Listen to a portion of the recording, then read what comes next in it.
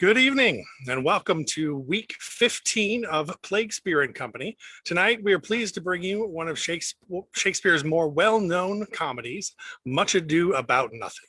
We hope you enjoy it.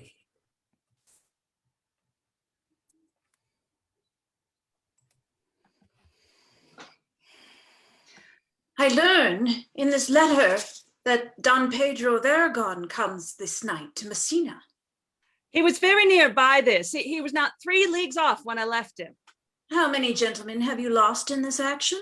Oh, but few of any sort and none of name. A victory is twice itself when the achiever brings home full numbers. I find here that Don Pedro hath bestowed much honor on a young Florentine called Claudio. Much deserved on his part and equally remembered by Don Pedro. He hath borne himself beyond the promise of his age, doing in the figure of a lamb the feats of a lion. He hath indeed bettered expectation than you must expect of me to tell you how. He hath an uncle here in Messina, will be very much glad of it. I have already delivered him letters, and there appears much joy in him, even so much that joy could not show itself modest enough without a badge of bitterness. Did he break out into tears? In great measure. A kind overflow of kindness. There are no faces truer than those that are so washed. How much better it is to weep at joy than to joy at weeping.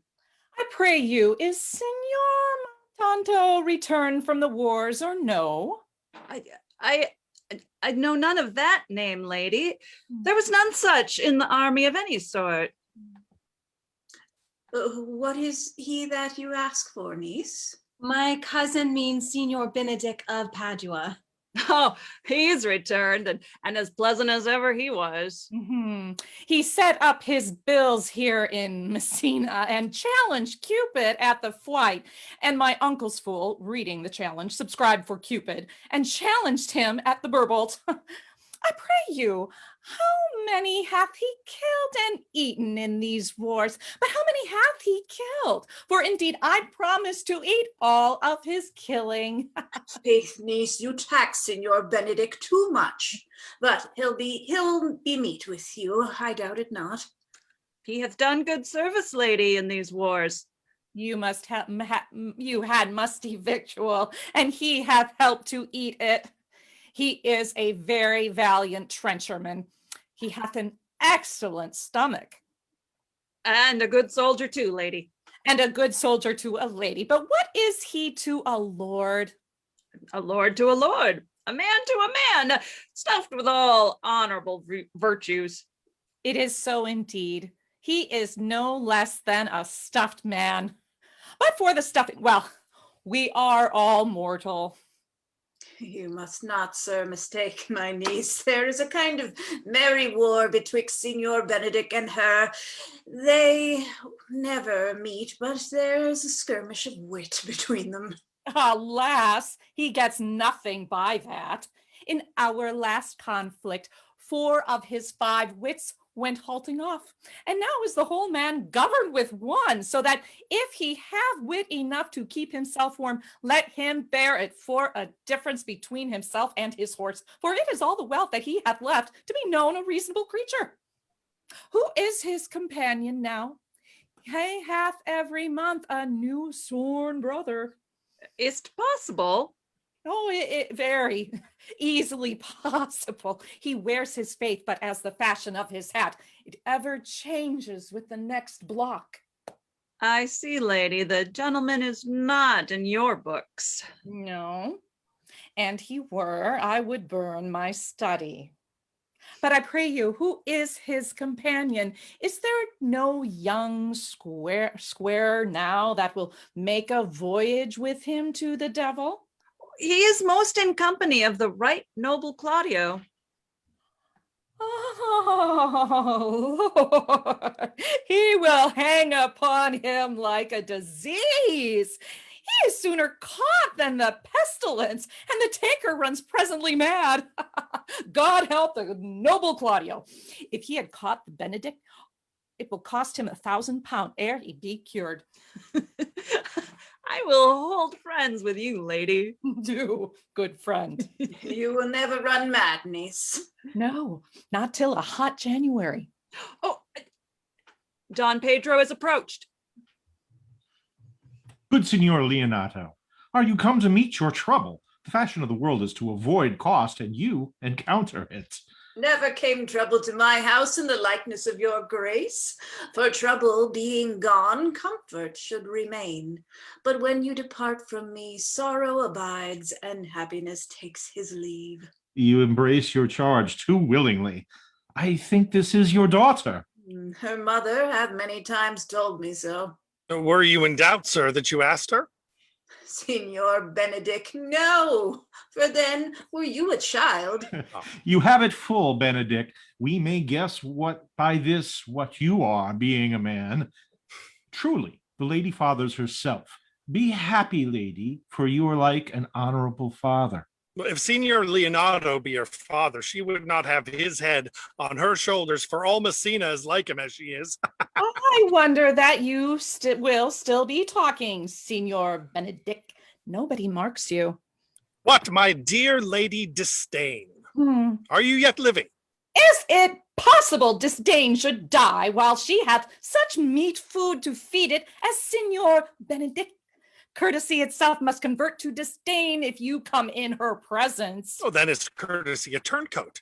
But it is certain I am loved of all ladies, only you excepted. And I could find it in my heart that I had not a hard heart. Oh, Truly, I love none. a dear happiness to women. They would else have been troubled with a pernicious suitor. Oh, thank God, my cold blood, I am of your humor for that. I had rather hear my dog bark at her crow than a man swear he loves me. Oh, God keep your ladyship still in that mind.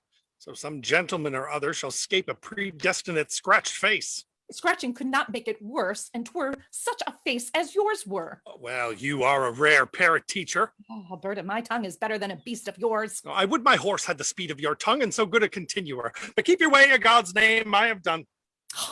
You always end with a jade's trick. I know you of old. That is the sum of all, Leonato. Signor Claudio and Signor Benedick, my dear friend Leonato hath invited you all. I tell him we shall stay here at least a month, and he heartily prays some occasion may detain us longer. I dare swear he is no hypocrite, but prays from his heart. You swear, my lord, you shall not be forsworn. Let me bid you welcome, my lord. Being reconciled to the prince, your brother, I owe you all duty. I thank you. I am not of many words, but I thank you. Please at your grace, lead on. Your hand, Leonato. We will go together. Benedick, didst thou note the daughter of Signor Leonato? I noted her not, but I looked on her. Is she not a modest young lady? Do you question me as an honest man should do for my simple true judgment? Or would you have me speak after my custom as being a professed tyrant to their sex? No, I pray thee speak in sober judgment. Oh. Why, in faith, methinks she's too low for a high praise, too brown for a fair praise, and too little for a great praise. Only this commendation can I afford her, that were she other than she is, she were unhandsome, and being no other but as she is, I do not like her. Thou thinkest I am in sport. I pray thee, tell me truly how thou likest her? Would you buy her that you inquire after her? Can the world buy such a jewel? Yea, and a case to put it into. But speak you this with a sad brow? Or do you play the flouting jack to tell us Cupid is a good hair finder and Vulcan a rare carpenter? Come, in what key shall a man take you to go in the song? In mine eye, she is the sweetest lady that ever I looked on. I can see without spectacles, and I see no such matter. Now there's her cousin, and she were not possessed with a fury, exceeds her as much in beauty as the 1st of May doth the last of December. I hope you have no intent to turn husband. I would scarce trust myself, though I had sworn the contrary, if Hero would be my wife. It's come to this. In faith, hath not the world one man, but he will wear his cap with suspicion. Shall I never see a bachelor of 60 again? Go to, of faith, and thou wilt needs thrust thy neck into a yoke, wear the print of it, and sigh away Sundays. Look, Don Pedro is returned to seek you. What secret hath held you here that you followed not to Leonato's? I would your grace would constrain me to tell. I charge thee on thy alliance. You hear, Count Claudio? I can be as secret as a dumb man. I would have you think so, but on my allegiance, mark you this, on my allegiance, he is in love. With who? That is your grace's part. Mark how short his answer is. With Hero, Leonato's short daughter. Well, if this were so it were uttered. Like the old tale, my lord, it is not so, nor 'twas not so, but indeed, God forbid it should be so. If my passion change not shortly, God forbid it should be otherwise. Amen if you love her, for the lady is very well worthy. You speak this to fetch me in, my lord. By my troth, I speak my thought. And in faith, my lord, I spoke mine. And by my 2 faiths and troths, my lord, I spoke mine. That I love her, I feel. That she is worthy, I know. That I neither feel how she should be loved, nor know how she should be worthy, is the opinion that fire cannot melt out of me. I will die in it at the stake. Thou wast ever an obstinate heretic in the despite of beauty. And never could maintain his part, but in force of his will. That a woman conceived me, I thank her. That she brought me up, I likewise give her most humble thanks.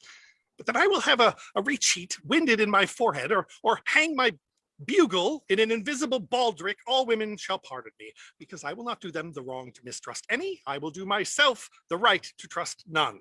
And the fine is, for which I may go the finer, I will live a bachelor. I shall see thee ere I die, look pale with love. With anger, with sickness, or with hunger, my lord, not with love. Prove that ever I lose more blood with love than I will get again with drinking. Pick out mine eyes with a ballad maker's pen. Hang me up in the door of a brothel house for the sign of blind Cupid. Well, if ever thou dost fall from this faith, thou wilt prove a notable argument. If I do, hang me in a bottle like a cat and shoot at me. And he that hits me, let him be clapped on the shoulder and called at him. Well, as time may try, in time the savage bull doth bear the yoke. Well, the savage bull may, but if ever the sensible Benedick bear it, pluck off the bull's horns, set them in my forehead, let me be vilely painted, and in such great letters as they write, here is good horse to hire, let them signify under my sign, here you may see Benedick the married man. If this should ever happen, thou wouldst be horn mad. Nay, if Cupid have not spent all his quiver in Venice, thou wilt quake for this shortly. I look for an earthquake too then. Well, you will temporize with the hours. In the meantime, good Signor Benedick, repair to Leonato's, commend me to him, and tell him I will not fail him at supper, for indeed he hath made great preparation. I have almost matter enough in me for such an embassage, and so I commit you To the tuition of God from my house, if I had it. The 6th of July, your loving friend Benedick. Nay, mock not, mock not. The body of your discourse is sometimes guarded with fragments, and the guards are but slightly basted on neither. Ere you flout old ends any further, examine your conscience. So I leave you. My liege, your highness now may do me good. My love is thine to teach. Teach it but how, and thou shalt see how apt it is to learn any hard lesson that may do thee good. Hath Leonato any son, my lord? No child, but Hero. She's his only heir. Dost thou affect her, Claudio? My lord, when you went onward on this ended action, I looked upon her with a soldier's eye that liked, but had a rougher task in hand than to drive liking to the name of love.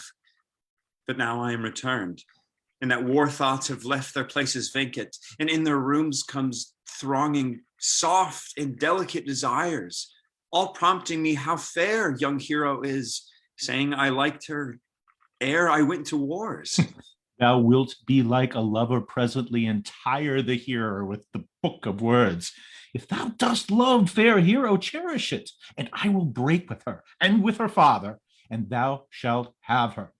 Was it not to this end that thou beganest to twist so fine a story? How sweetly you do minister to love that knows love's griefs by his complexion. But lest my liking might do sudden seem, I would have salved it with a longer treatise. What need the bridge much broader than the flood? The fairest grant is the necessity. Look, what will serve is fit. 'Tis once thou lovest, and I will fit thee with the remedy. I know we shall have revelling tonight. I will assume thy part in some disguise, and tell fair hero I am Claudio, and in her bosom I will unclasp my heart, and take her hearing prisoner with the force and strong encounter of my amorous tale. Then, after to her father will I break, and the conclusion is she shall be thine. In practice, let us put it presently.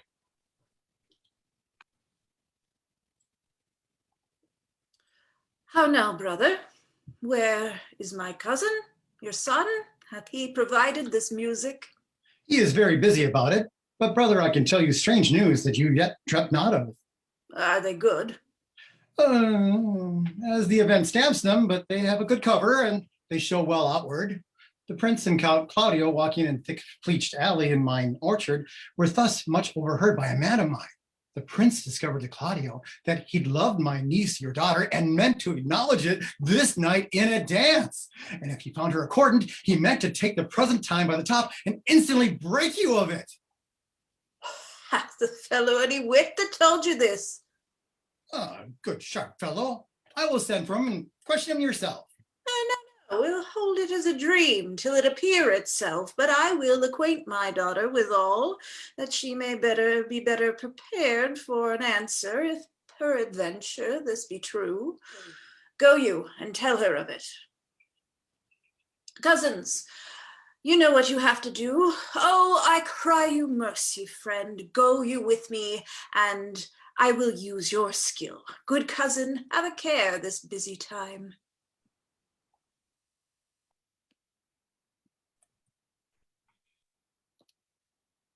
What the good year, my lord. Why are you thus out of measure sad? There is no measure in the occasion that breeds, therefore sadness is without limit. You should hear reason. And when I've heard it, what blessing brings it? If not a present remedy, at least a patient sufferance.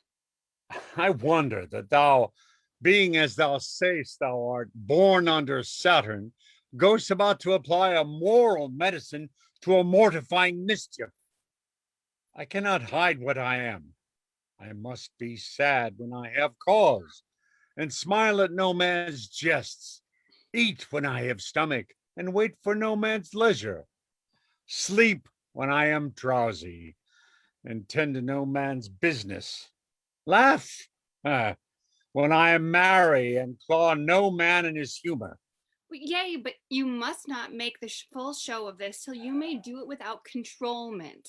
You have of late stood out against your brother, and he hath ta'en you newly into his grace, where it is impossible you should take true root, but by the fair weather that you make yourself. It is needful that you frame the season for your own harvest. I'd rather be a canker in a hedge than a rose in his grace. And it better fits my blood to be disdained of all than to fashion a carriage to rob love from my any. In this, although I cannot be said to be a flattering, honest man, it must not be denied, but I am a plain-dealing villain. I have decreed not to sing in my... I am trusted with the muzzle and enfranchised with the clog. Therefore, I have decreed not to sing in my cage. If I had a mouth, I would bite. If I had my liberty, I would do my liking. In the meantime, let me be that I am, and seek not to alter me. Okay, can you make no use of your discontent? I make all use of it, for I use it only. Who comes here?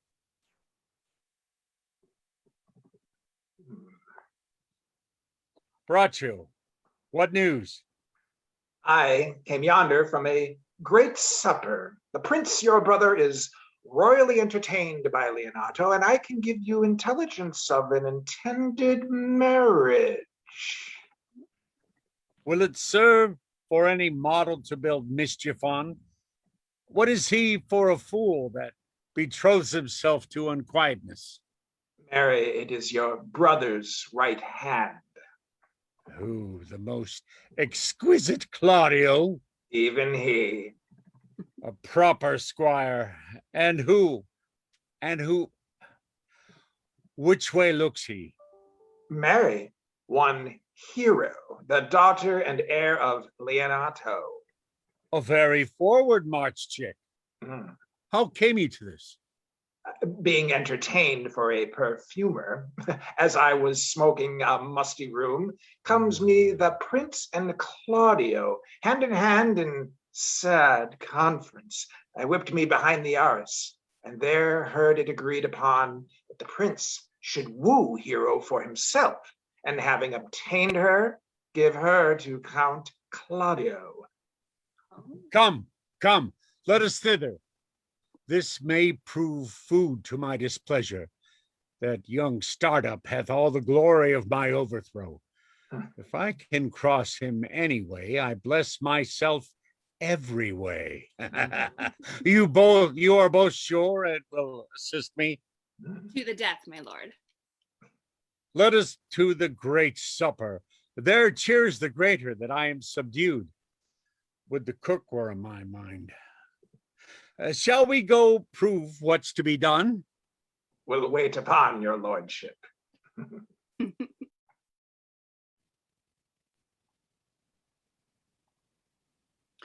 Was Count John here at supper? I saw him not. How tartly that gentleman looks. I never can see him, but I am heartburned an hour after. He is of a very melancholy disposition. He were an excellent man that were made just in the midway between him and Benedick. The one is too like an image and says nothing, and the other too like my lady's eldest son, evermore tattling. Half Signor Benedick's tongue in Count John's mouth, and half Count John's melancholy in Signor Benedick's face. With a good leg and a good foot, uncle, and money enough in his purse, such a man would win any woman in the world, if he could get her goodwill. By my troth, niece, thou wilt never get thee a husband if thou be so shrewd of thy tongue. In faith, she's too cursed. Too cursed is more than cursed. I shall lessen God's sending that way, for it is said, God sends a cursed cow short horns. But to a cow too cursed, he sends none. Oh, by being cursed, God will send you no horns. Ah, just if he send me no husband, for which the blessing I am at him upon my knees every morning and evening. Lord, I would not endure a husband with a beard on his face. I had rather lie in the woolen. Oh, you may light on a husband that hath no beard. What should I do with him? Dress him in my apparel and make him my waiting gentlewoman?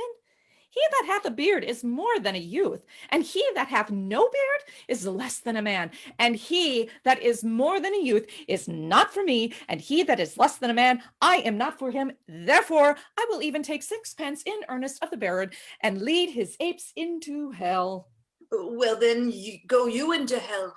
No, but to the gate, and there will the devil meet me like an old cuckold with horns on his head and say, get you to heaven, Beatrice, get you to heaven. Here's no place for you maids. So I deliver up my apes and away to St. Peter. For the heavens, he shows me where the bachelors sit, and there we live as merry as the day is long. Well, niece, I trust you will be ruled by your father. Oh, yes, Faith. It is my cousin's duty to make curtsy and say, Father, as it please you. But yet for all that, cousin, let him be a handsome fellow, or else make another curtsy and say, Father, as it please me. Well, niece, I hope to see you one day fitted with a husband. Not till God make men of some other metal than earth.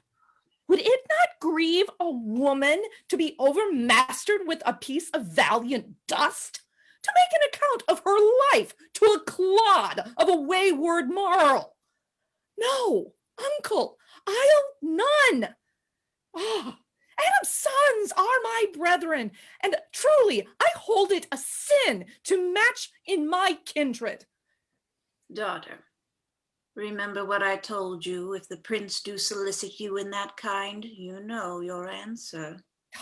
The fault will be in the music, cousin, if you be not wooed in good time. If the prince be too impertinent, tell him there is measure in everything, and so dance out the answer. For hear me, hero, wooing, wedding, and repenting is as a Scottish jig, a measure and a sick pace. The first suit is hot and lusty like a Scotch jig, and full of fantastical. And the wedding, mannerly, modest as a measure, full of state and ancientry. And then comes repentance, and with his bad legs fall into the sink pace faster and faster till he sink into his grave. Cousin, you apprehend passing shrewdly. I have a good eye, uncle. I can see a church by daylight. The revelers are entering, brother. Make good room.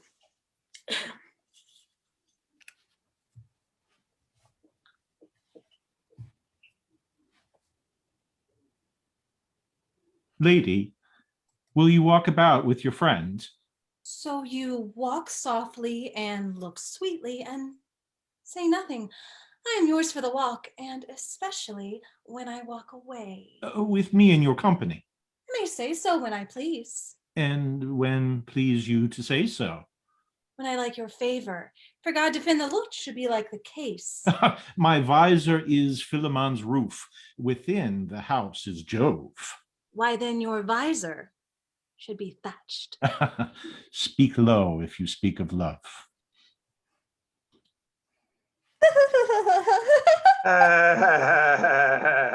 Well, I would you did like me. Would not I for your own sake, for I have many ill qualities. Which is one? I say my prayers aloud. Oh, I love you the better. The hearers may cry amen.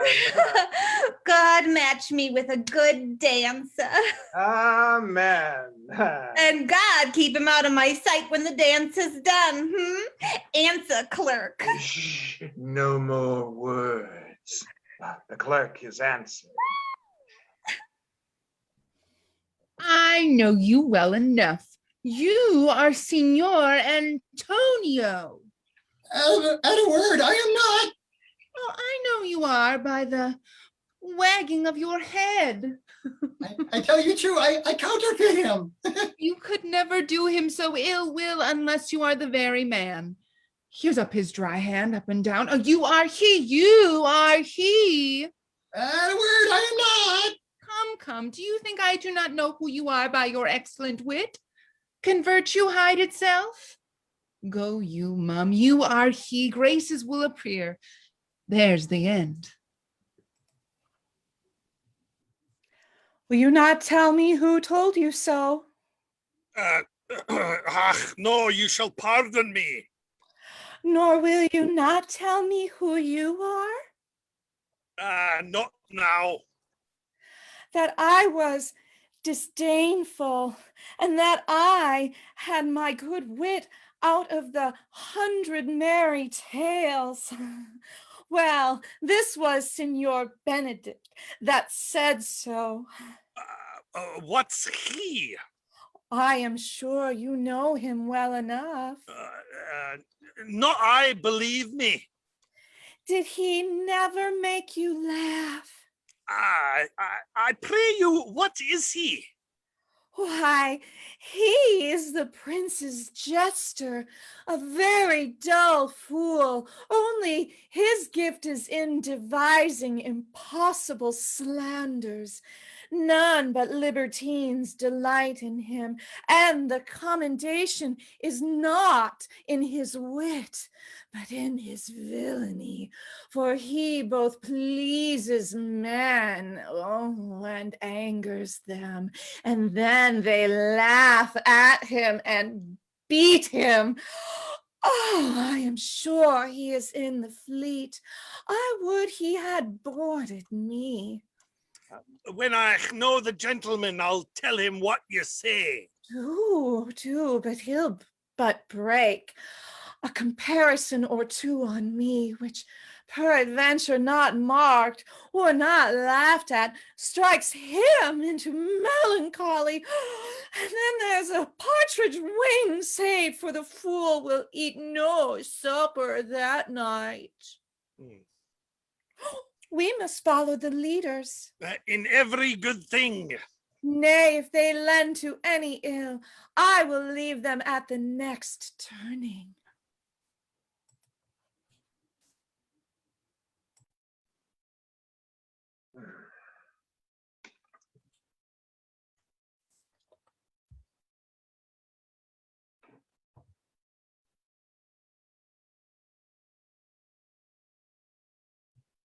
Have you seen Don John? No.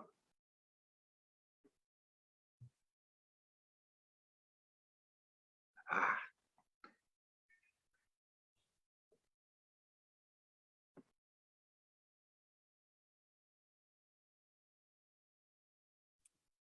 Sure, my brother is amorous on Hero, and hath withdrawn her father to break with him about it. The ladies follow her, and but one visor remains. And that is Claudio. I know him by his bearing. Are you not Signor Benedick?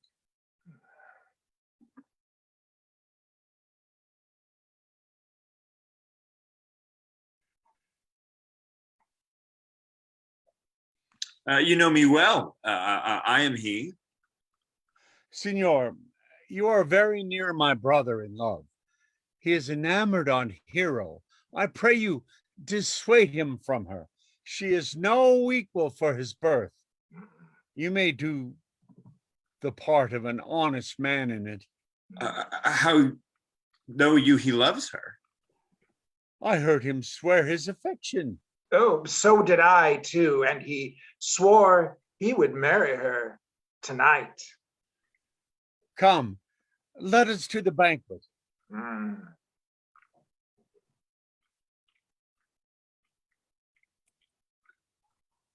Thus answer I to the name of Benedick, but hear these ill news with the ears of Claudio. 'Tis certain so, the prince woos for himself. Friendship is so constant in all other things, save in the office and affairs of love. Therefore, all hearts in love use their own tongues. Let every eye negotiate for itself, entrust no agent, for beauty is a witch against whose charms faith melteth into blood. This is an accident of hourly proof, which I mistrusted not. Farewell, therefore, Hero. Count Claudio? Yea, the same. Come, will you go with me? Whither? Even to the next willow, about your own business, County. What fashion will you wear the garland of? About your neck like a usurer's chain, or under your arm like a lieutenant's scarf? You must wear it one way, for the prince hath got your hero. I wish him joy of her. Why, that's spoken like an honest drovier, so they sell bullocks. But did you think the prince would have served you thus? I pray you, leave me. Oh, now you strike like the blind man. 'Twas the boy that stole your meat, and you'll beat the post. If it will not be, I'll leave you. What? Alas, poor hurt fowl. Now will he creep into sedges. But that my lady Beatrice should know me and not know me. The princess fool? Maybe I go under that title because I am merry. Yea, but so I am apt to do myself wrong. I am not so reputed. It is the base though bitter disposition of Beatrice that puts the world into her person and so gives me out. Well, I'll be revenged as I may. Now, Signor, where's the Count? Did you see him? Troth, my lord, I have played the part of Lady Fame. I found him here, as melancholy as a lodge in a warren. I told him, and I think I told him true, that your grace hath got the goodwill of this young lady, and I offered him my company to a willow tree, either to make him a garland as being forsaken, or to bind him up a rod as being worthy to be whipped. To be whipped? What's his fault? Well, the flat transgression of a schoolboy, who being overjoyed with finding a bird's nest, shows it his companion, and he steals it. Wilt thou make a trust a transgression? The transgression is in the stealer. Yet it had not been amiss the rod had been made, and the garland too, for the garland he might have worn himself, and the rod he may have bestowed on you, who, as I take it, have stolen his bird's nest. Ah, I will but teach them to sing and restore them to the owner. If they're singing, answer your saying, by my faith you say honestly. The Lady Beatrice hath a quarrel to you. The gentleman that danced with her told her she is much wronged by you. Oh, she misused me past the endurance of a block, an oak, but with one green leaf on it would have answered her. My very visor began to assume life and scold with her. She told me, not thinking that I had been myself, that I was the prince's jester. That I was duller than a great thaw, huddling jest upon jest, with such impossible conveyance upon me that I stood like a man at a mark, with a whole army shooting at me. She speaks poignards, and every word stabs. If her breath were as terrible as her terminations, there were none living near her. She would infect to the North Star. I would not marry her, though she were endowed with all that Adam had left him before he transgressed. She would have made Hercules have turned spit, yea, and have cleft his club to make the fire too. Come, talk not of her. You shall find her the infernal Ate in good apparel. I would to God some scholar would conjure her. For certainly, while she is here, a man may live as quiet in hell as in a sanctuary, and people sin upon purpose because they would go thither. So indeed, all disquiet, horror, and... Look, here she comes.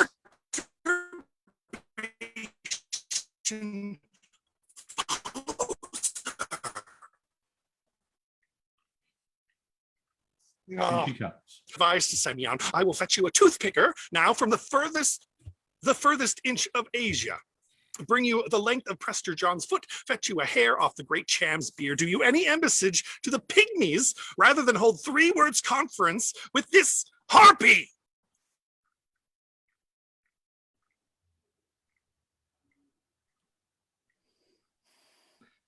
Sir, the only employment I have for you is the only employment I have for you, sir, is desire your good company. Oh God, sir, here's a dish I love not. I cannot endure my lady tongue. Oh, come, lady, come. You have lost the heart of Senor Benedick. Indeed, my lord, he lent it me a while, and I gave him use for it. Double heart for his single one. Marry, once before he won it of me with false dice, therefore your grace may well say I have lost it. You have put him down, lady. You have put him down. So I would not he should do me, my lord, lest I should prove the mother of fools. I have brought Count Claudio, whom you sent me to seek. Why, how now, Count? Wherefore are you sad? Not sad, my lord. How then, sick? Neither, my lord. The Count is neither sad, nor sick, nor merry, nor well, but civil Count, civil as an orange, and something of that jealous complexion. Faith, lady, I think your blazon to be true, though I'll be sworn, if he be so, his conceit is false. Here, Claudio, I have wooed in thy name, and fair hero is one. I have broke with her father, and his good will obtained. Name the day of marriage, and God give thee joy. Count, take of me my daughter, and with her my fortunes. His grace hath made the match, and all grace say amen to it. Speak, Count, 'tis your cue. Silence is the perfectest herald of joy. I were but little happy if I could say so much. Lady, as you are mine, I am yours. I give away myself for you and dote upon the exchange.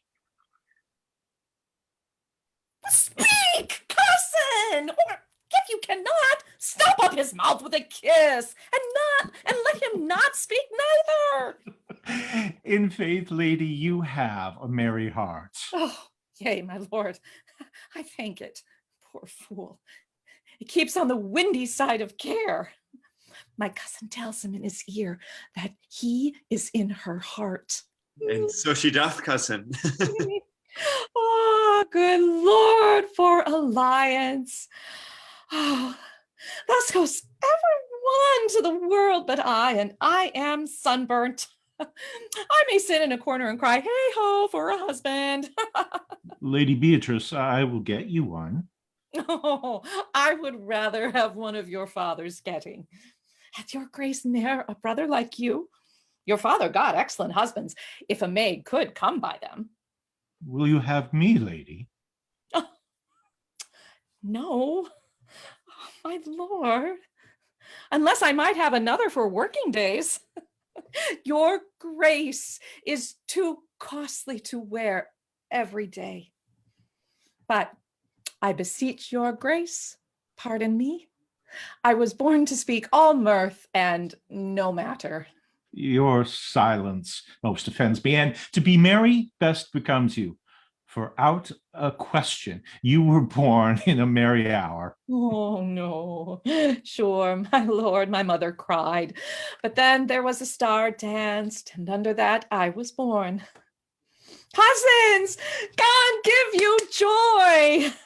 Niece, will you look to those things I told you of? Oh, I cry you, mercy, uncle, by your grace's pardon. Oh. By my troth, a pleasant-spirited lady. There is little of the melancholy element in her, my lord. She is never sad, but when she sleeps, and not ever sad then. For I have heard my daughter say she hath often dreamt of unhappiness and waked herself with laughing. She cannot endure to hear tell of a husband. No, by no means. She mocks all her wooers out of suit. She were an excellent wife for Benedick.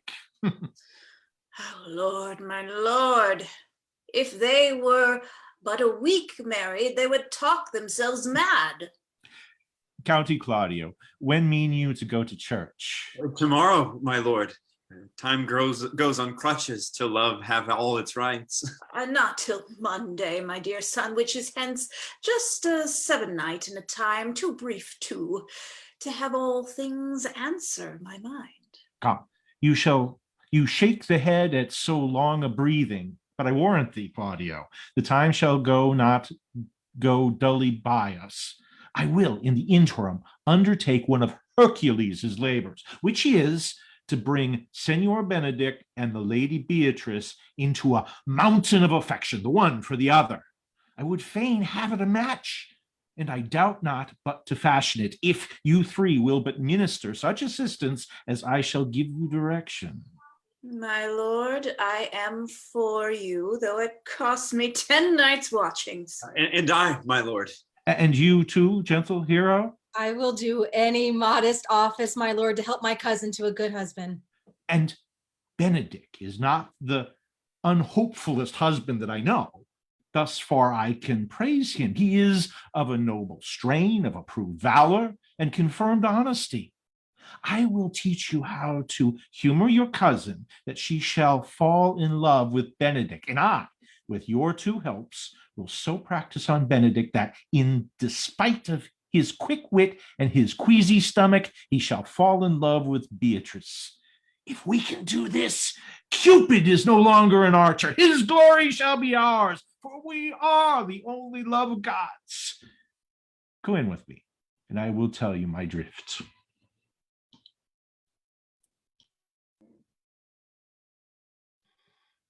It is so.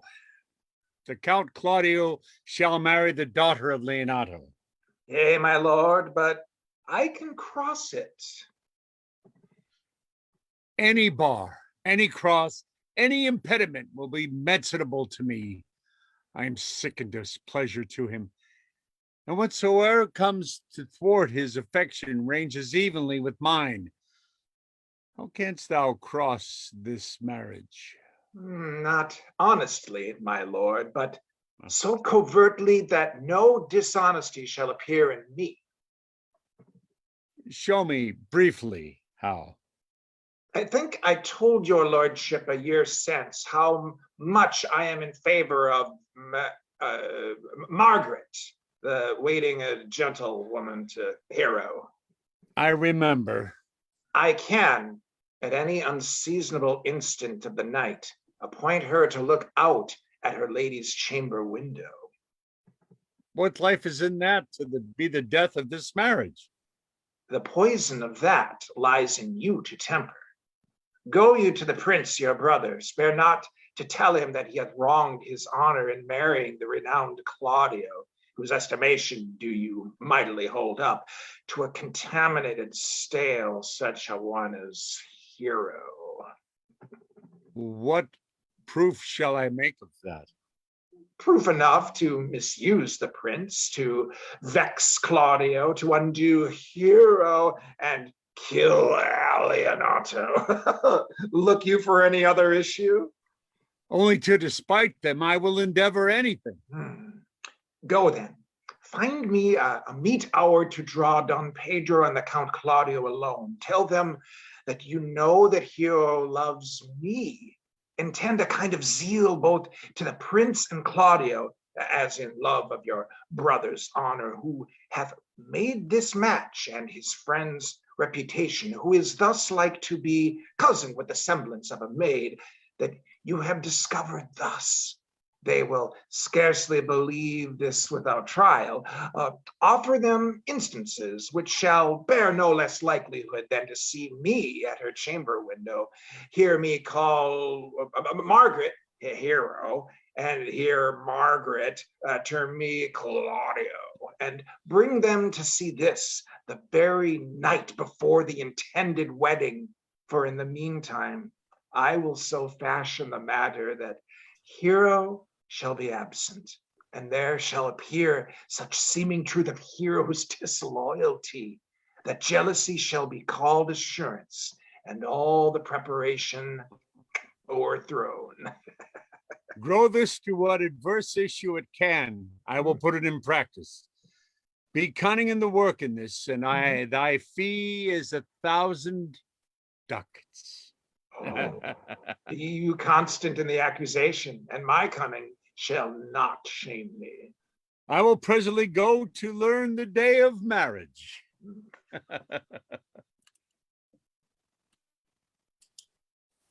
Boy! Signor?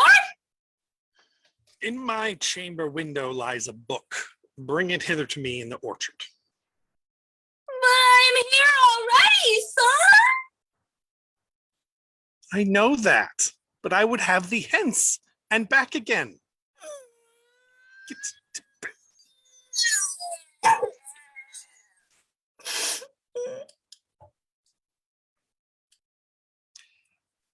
I do much wonder that one man, seeing how much another man is a fool when he dedicates his behaviors to love, will, after he hath laughed at such shallow follies in others, become the argument of his own scorn by falling in love. and such a man as Claudio. I have known when there was no music with him but the drum and the fife. Now he'd rather hear the tabor and the pipe. I have known when he would have walked 10 miles afoot to see a good armor. Now will he lie awake 10 nights, carving the fashion of a new doublet. He was wont to speak plain and to the purpose like an honest man and a soldier. Now is he turned orthography.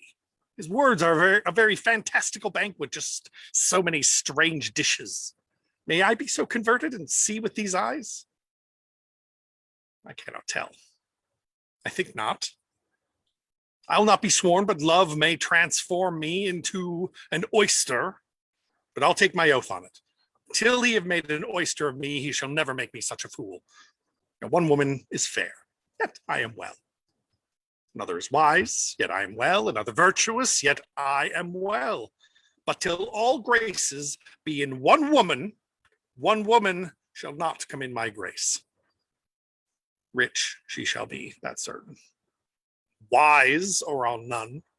Virtuous, or I'll never look on her. Mild, or come not near me. Noble, or not I for an angel. Of good discourse, an excellent musician, and her hair shall be of what color it please God. The prince and Monsieur Love. I will hide me.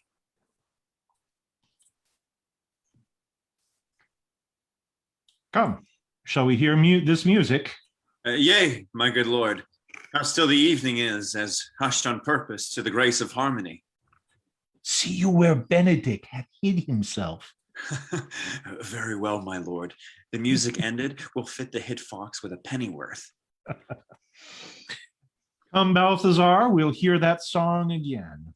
Oh, good my lord, tax not so bad a voice to slander music any more than once. It is the witness still of excellency to put a strange face on his own perfection. I pray thee, sing, and let me woo no more.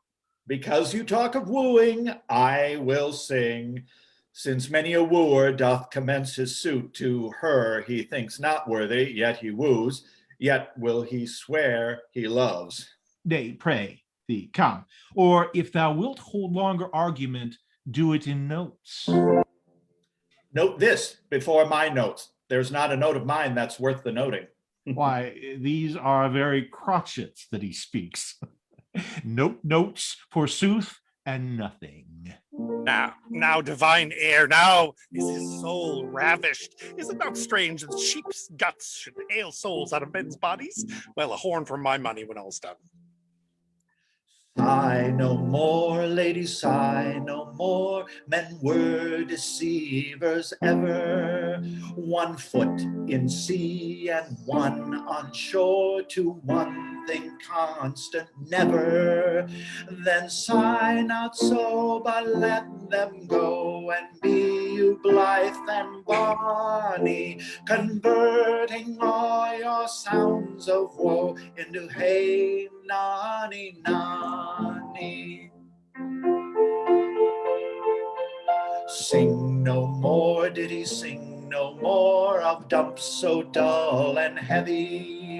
The fraud of men was ever so, since summer first was leafy. Then sigh not so, but let them go, and be you blithe and bonny, converting all your sounds of woe into hey nani, hey nani, hey nani nani. By my troth, a good song. And an ill singer, my lord. No, faith, thou singest well enough for a shift. And had he had been a dog that should have howled thus, they would have hanged him. And I pray God his bad voice bode no mischief. I'd as lief have heard the night raven, come what plague could come after it. Yea, Mary, dost thou hear, Balthasar? I pray thee, get us some excellent music, for tomorrow night we would have it at the Lady Hero's chamber window. The best I can, my lord. Do so. Farewell. Come hither, Leonato. What was it you told me of today? that your niece Beatrice was in love with Signor Benedick. Oh, aye. Stock on, the fowl sits. I did never think that the lady would have loved any man. Oh, no, nor I neither, but most wonderful that she should so dote on Signor Benedick, whom she hath in all outward behavior seemed ever to abhor. It's possible. Sits the wind in that quarter? And by my troth, my lord, I cannot tell what to think of it, but that she loves him with an enraged affection. It is past the infinite of thought.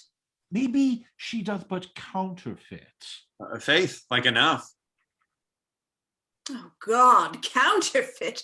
There was never a counterfeit of passion came so near to life of passion as she discovers it. Why? What effects of passion shows she? Bait the hook well, the fish will bite. What effects, my lord? She will sit you. You heard my daughter tell you how. She did indeed. How? How, I pray you?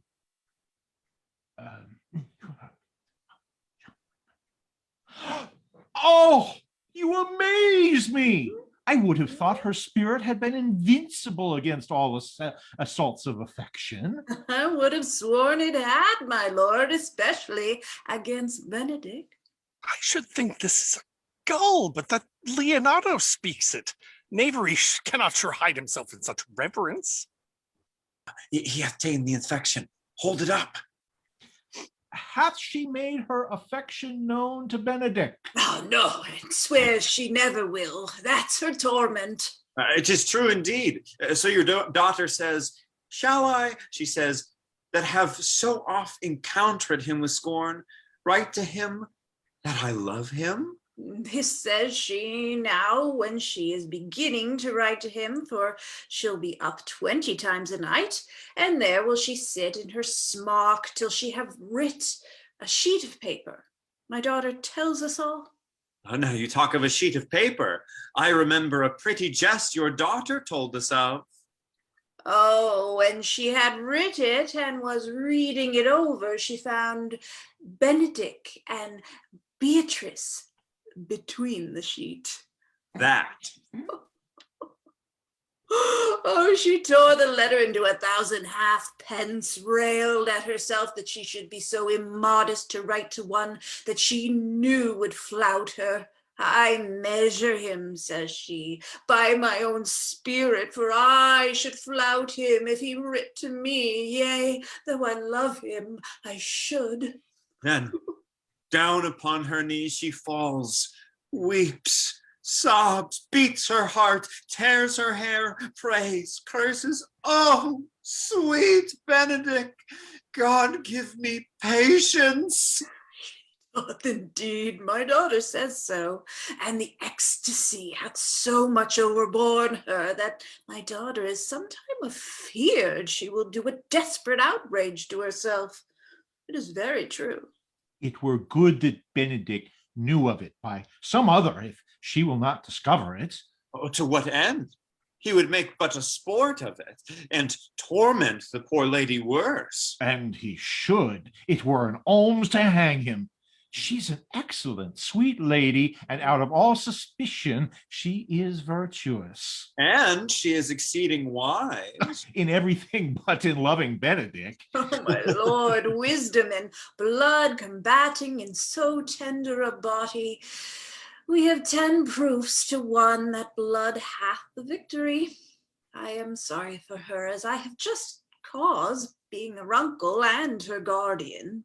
I would she had bestowed this dotage on me. I would have daffed all other respects and made her half myself. I pray you, tell Benedick of it and hear what he will say. Were it good, think you? Hero thinks surely she will die. For she says that she will die if he loves her not, and she will die ere she make her love known, and she will die if he woo her rather than she bate on breath of her accustomed crossness. She doth well. If she should make tender of her love, 'tis possible he'll scorn it, for the man, as you know all, hath a contemptible spirit. Oh, he is a very proper man. He hath indeed a good outward appearance. Before God, and in my mind, very He doth- wise. He doth indeed show some sparks that are like wit. And I take him to be valiant. As Hector, I assure you. And in the managing of quarrels, you may say he is wise, for either he avoids them with great discretion or undertakes them with a most Christian-like fear. If he do fear God, I must necessarily keep peace. If he break the peace, he ought to enter into a quarrel with fear and trembling. And so will he do, for the man doth fear God, howsoever it seems not in him by some large jests he will make. Well, I am sorry for your niece. Shall we go seek Benedick and tell him of her love? But never tell him, my lord. Let her wear it out with good counsel. Nay, that's impossible. She may wear her heart out first. Well, we will hear further of it by your daughter. Let it cool a while. I love Benedick well, and I could wish he would modestly examine himself to see how much he is unworthy of so good a lady. My lord, will you walk? Dinner is ready. If you do not dote upon her this, I will never trust my expectation. Let there be the same net spread for her. That must your daughter and her gentlewoman carry. The sport will be when they hold one an opinion of another's dotage, and no such matter. That's the scene I would see, which will be merely a dumb show. Let us send her to call him in to dinner.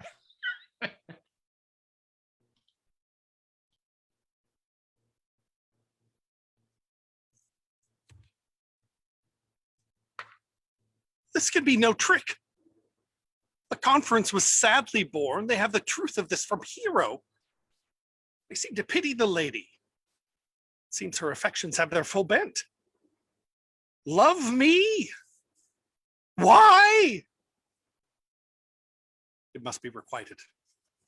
I hear how I am censured. They say I will bear myself proudly if I perceive the love come from her. They say too that she would rather die than give any sign of affection. Oh, I did never think to marry. I must not seem proud. Yeah, happy are they that hear their detractions and put them to mending. They say the lady is fair, 'tis truth, I can bear them witness. And virtuous, 'tis so, I cannot reprove it, and wise. But for loving me, for by my troth, it is no addition to her wit, nor no great argument of her folly. For I will be horribly in love with her.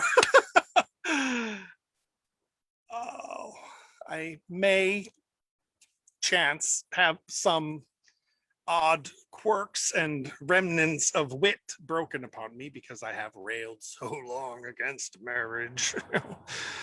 But doth not the appetite alter? A man loves the meat in his youth that he cannot endure in his age. Shall quips and sentences and paper bullets of the brain awe a man from the career of his humor? No. The world must be peopled. When I said I would die a bachelor, I did not think I should live till I were married. Oh, here comes Beatrice. By this day, she's a fair lady. I do spy some marks of love in her. Against my will, I am sent to bid you come in to dinner. Fair Beatrice, I thank you for your pains. I took no more pains for those thanks than you take pains to thank me. If it had been painful, I would not have come. Oh, you take pleasure then in the message? Yeah, just so much as you may take upon a knive's point and choke a jaw withal. You have no stomachs in your... Very well. Against my will, I am sent to bid you come in to dinner. There's a double meaning in that. I took no more pains for those thanks than you took pains to thank me. That's as much to say any pains that I take for you is as easy as thanks. Oh, if I do not take pity of her, I am a villain. I will go get her picture.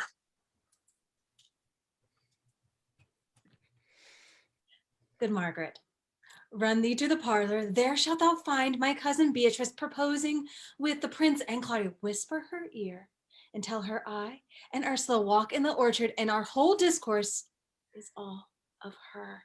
Say thou overheardst us, and bid her steal into the pleached bower where honeysuckles ripened by the sun forbid the sun to enter, like favorites made proud by princes that advance their pride against that power that bred it.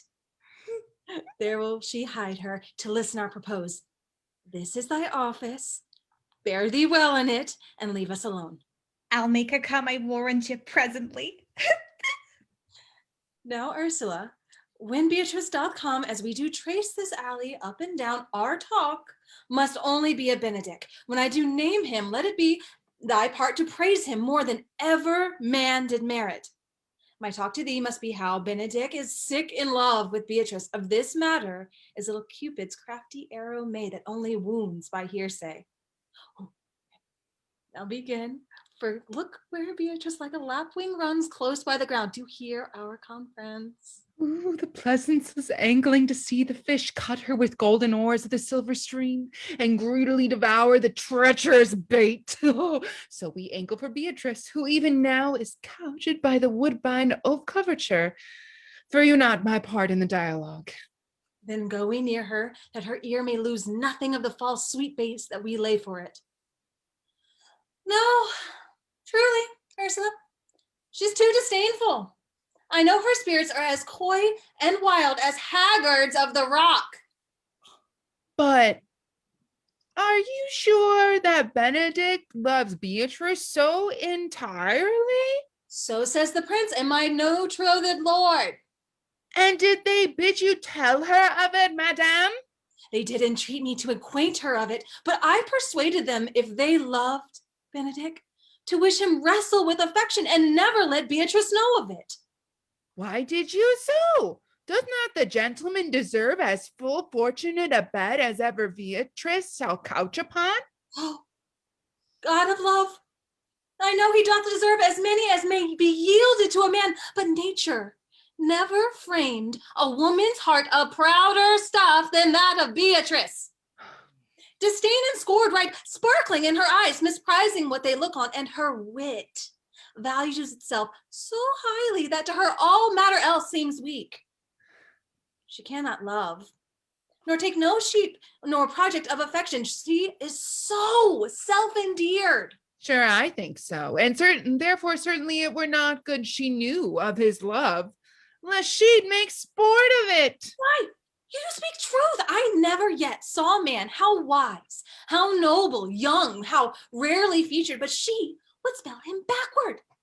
If fair-faced, she would swear the gentleman should be her sister. If black-white, nature drawing of an antic, made of a foul blot. If tall, a lance ill-headed. If low, an agate very vividly cut. If speaking white, a vein blown, all winds. If silent, why a block moved with none. So turned she every man the wrong side out, and never gives to truth and virtue which simpleness and merit purchaseth. Sure. Such carping is not commendable. No, not to be so odd and from all fashions as Beatrice is, cannot be so commendable. Who would dare tell her so? If I should speak, she would mock me into air. Oh, she would laugh me out of myself, press me to death with wit. Therefore, let Benedick like covered fire consume away in size, waste inwardly. We're a better death than die with mocks, which is as bad as die with tickling. Yet tell her of it. Hear what she will say.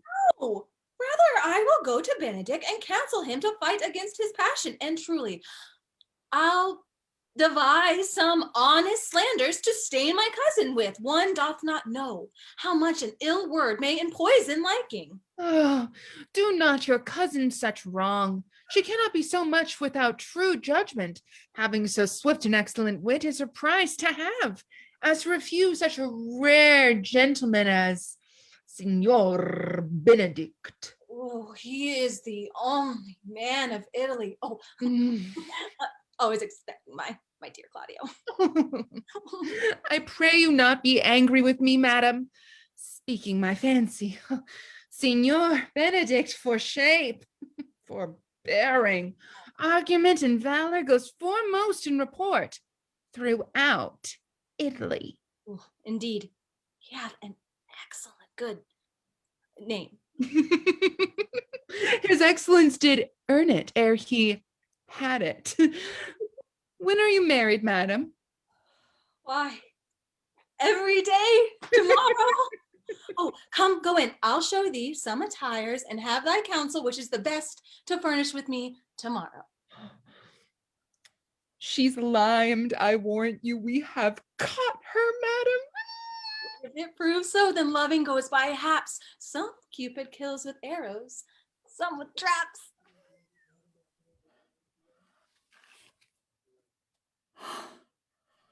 Oh, what fire is in mine ears? Can this be true? Stand I condemned for pride and scorn so much? Oh, contempt, farewell, and maiden pride adieu. No glory lives behind the back of such, and Benedick, love, oh, no, I will requite thee, taming my wild heart to thy loving hand. If thou dost love, my kindness shall incite thee to bind our loves up in a holy band, for others say thou dost deserve, and I believe it better than reporting thee.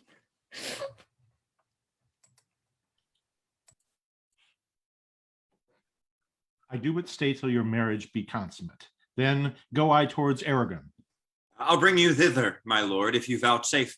Nay, that would be as great a soil in the new gloss of your marriage as to show a child his new coat and forbid him to wear it.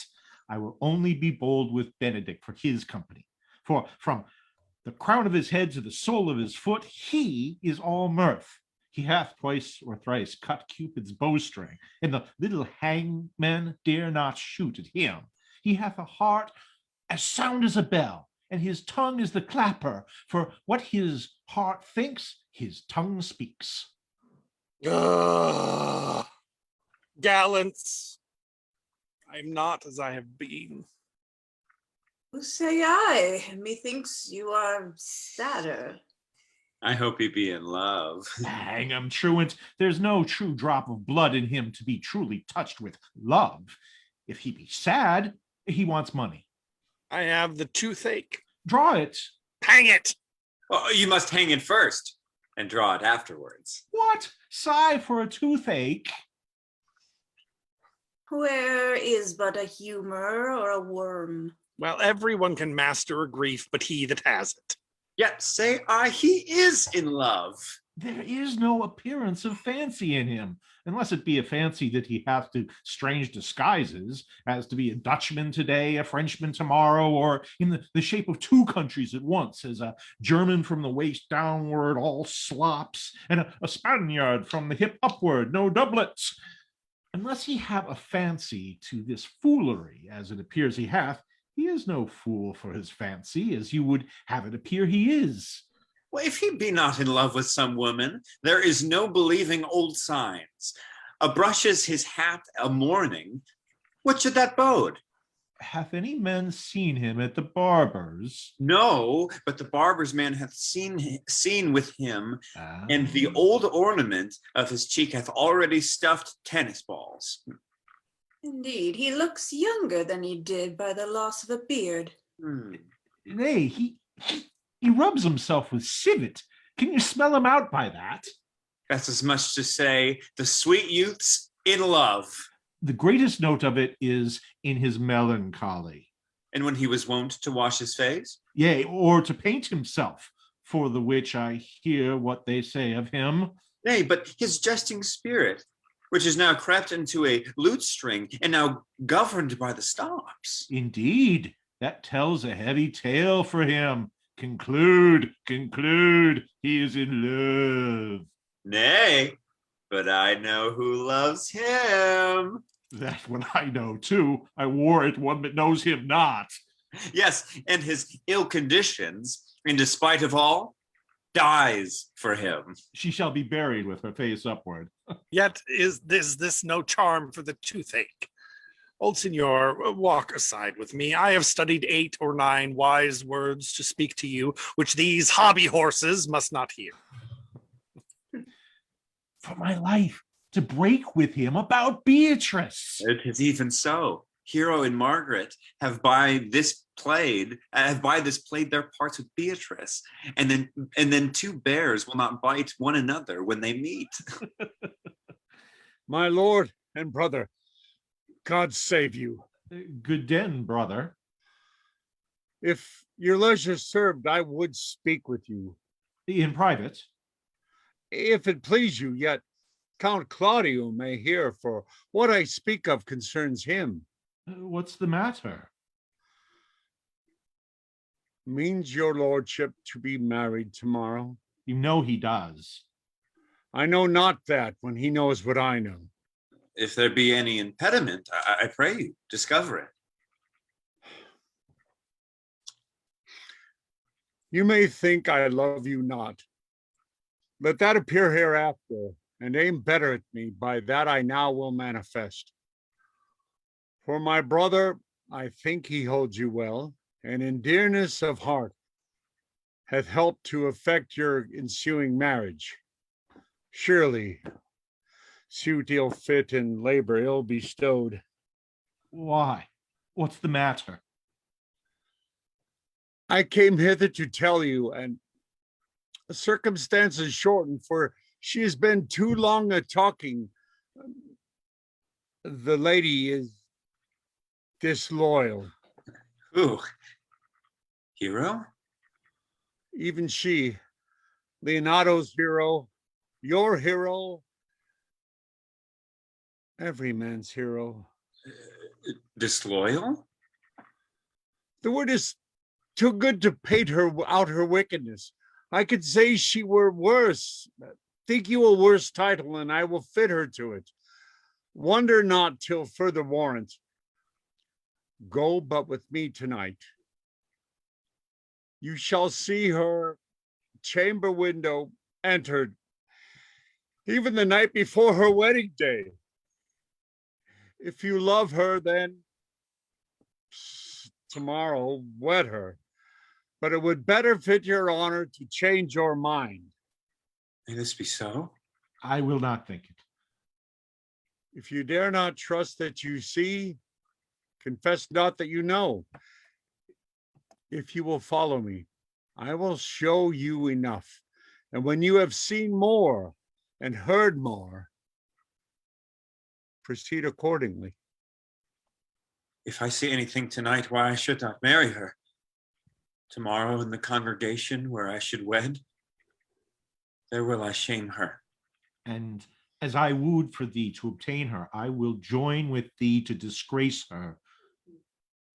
I will disparage her no further till you are my witnesses. Bear it coldly till midnight, and let the issue show itself. Oh, day untowardly turned. Oh, mischief strangely thwarting. Oh, plague right well prevented. So you will say when you have seen the sequel.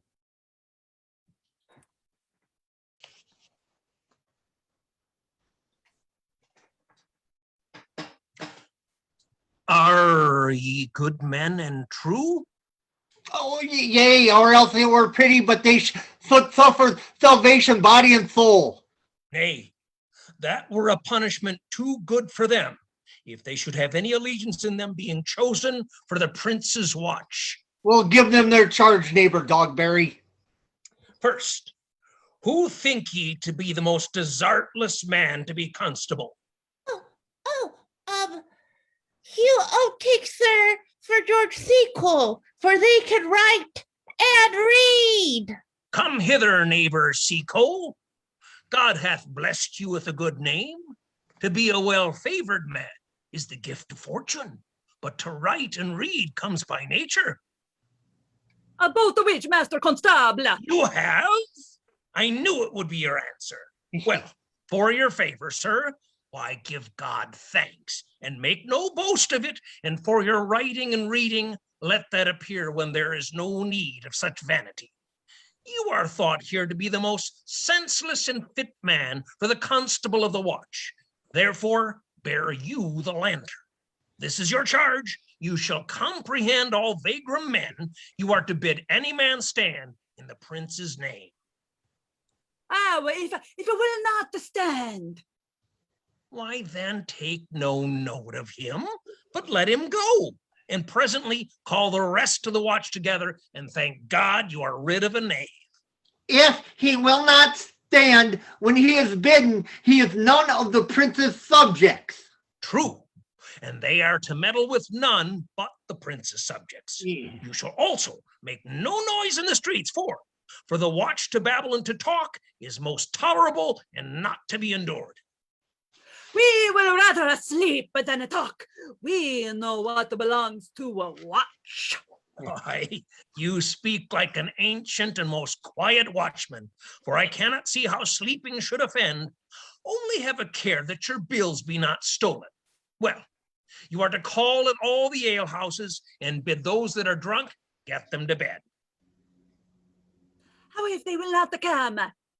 Why, then let them alone till they are sober. If they make you not then the better answer, you may say they are not the men you took them for. Yeah. Well, signor. If you meet a thief, you may suspect him by virtue of your office to be no true man. And for such kind of men, the less you meddle or make with them, why, the more is for your honesty. If we know him to be a thief, shall we not lay a hands on him? Truly, by your office you may, but I think they that touch pitch will be defiled.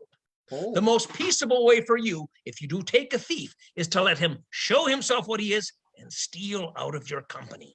Oh, you have always been called a merciful man, partner. Truly, I would not hang a dog by my will, much more a man who hath any honesty in him. If you hear a child cry in the night, you must call the nurse and bid her still it. If the nurse be asleep and will not hear us.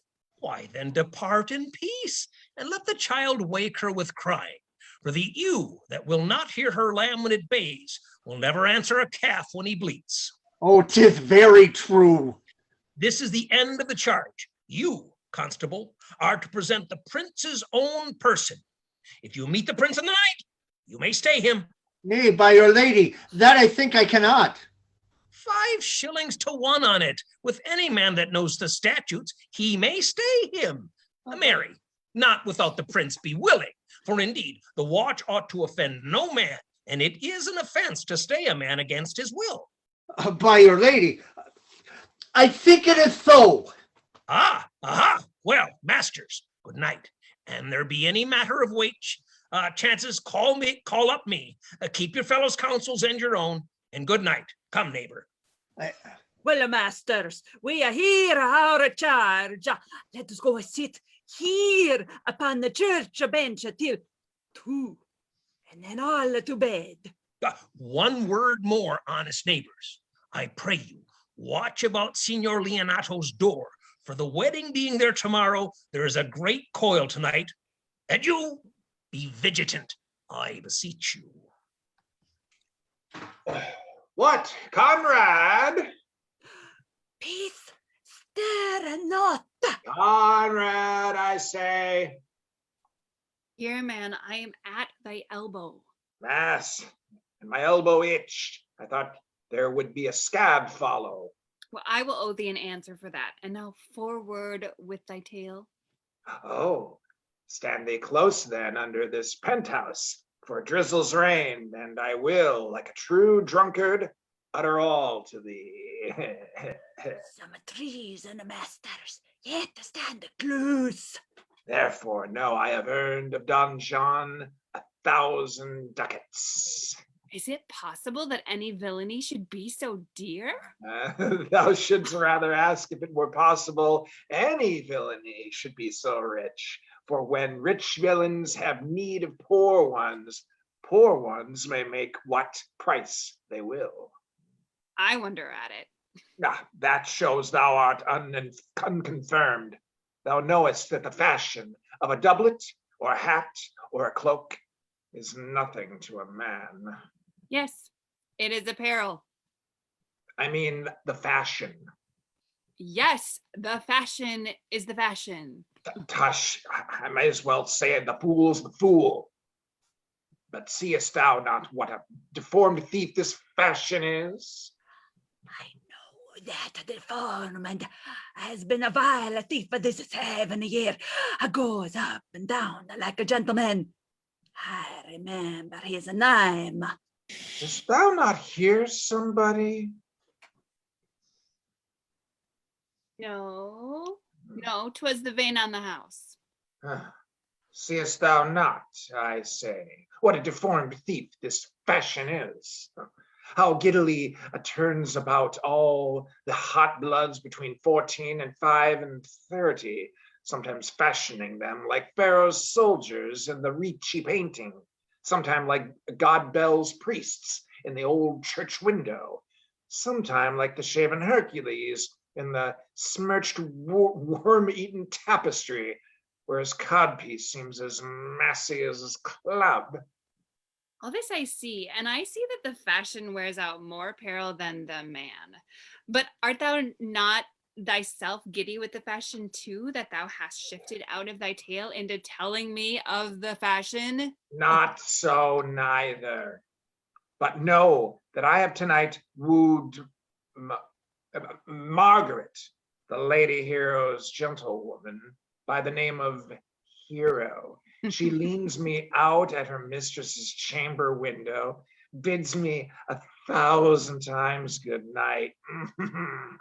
I tell this tale wildly. I should first tell thee how the prince, Claudio, and my master, planned and placed and possessed by my master Don John, saw afar off in the orchard this amicable encounter.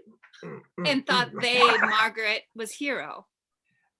2 of them did, the prince and Claudio, but the devil, my master, knew she was Margaret, and partly by his oaths, which first possessed them, partly by the dark night, which did deceive them, but chiefly by my villainy, which did confirm any slander that Don John had made.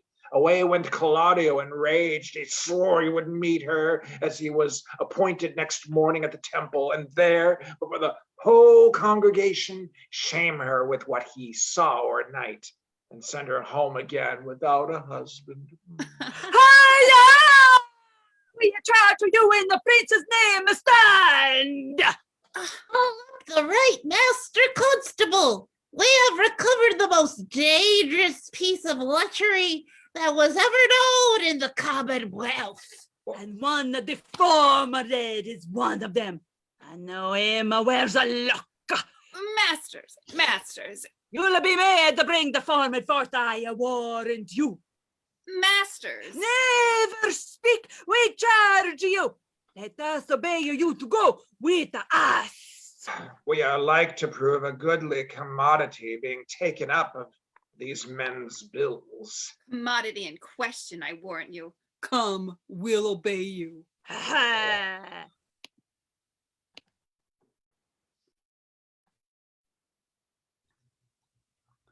Good Ursula, wake my cousin Beatrice and desire her to rise. I will, my lady. And bid her come hither. Well.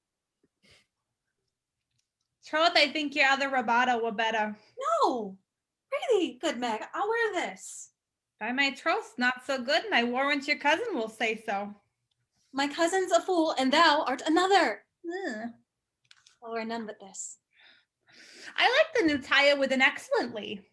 If the hair were thought browner. And your gown's a most rare fashion of faith. I saw the Duchess of Milan's gown that they praised so. Oh, that exceeds, they say. By my troth, but a nightgown in respect of yours. Cloth of golden cuts and lace with silver, set with pearls down the sleeves, side sleeves, and skirts round underborne with a bluish, like tinsel, but for a fine, quaint, graceful, and excellent fashion. Yours is worth 10 ounce. God give me joy to wear it, for my heart is it's exceeding heavy. Twill be heavier soon by the weight of a man. I upon the earth not ashamed. Lady, of speaking honorably, is not marriage honorable in a beggar? Is not your lord honorable without marriage? I think you would have me say, saving your reverence a husband. And bad thinking do not rest true speaking, I'll offend nobody. Is there any harm in the heavier for a husband? None, I think, and it be the right husband and the right wife. Otherwise, 'tis light and not heavy. Oh, ask my lady Beatrice else. Here she comes. Good morrow, cuz. Good morrow, sweet hero. Ooh, why? How now? You speak in the sick tune? Oh, I am all out of the other tune, methinks. Claps and delight of love that goes without a burden. Do you sing it and I'll dance to it, huh? Oh, yay.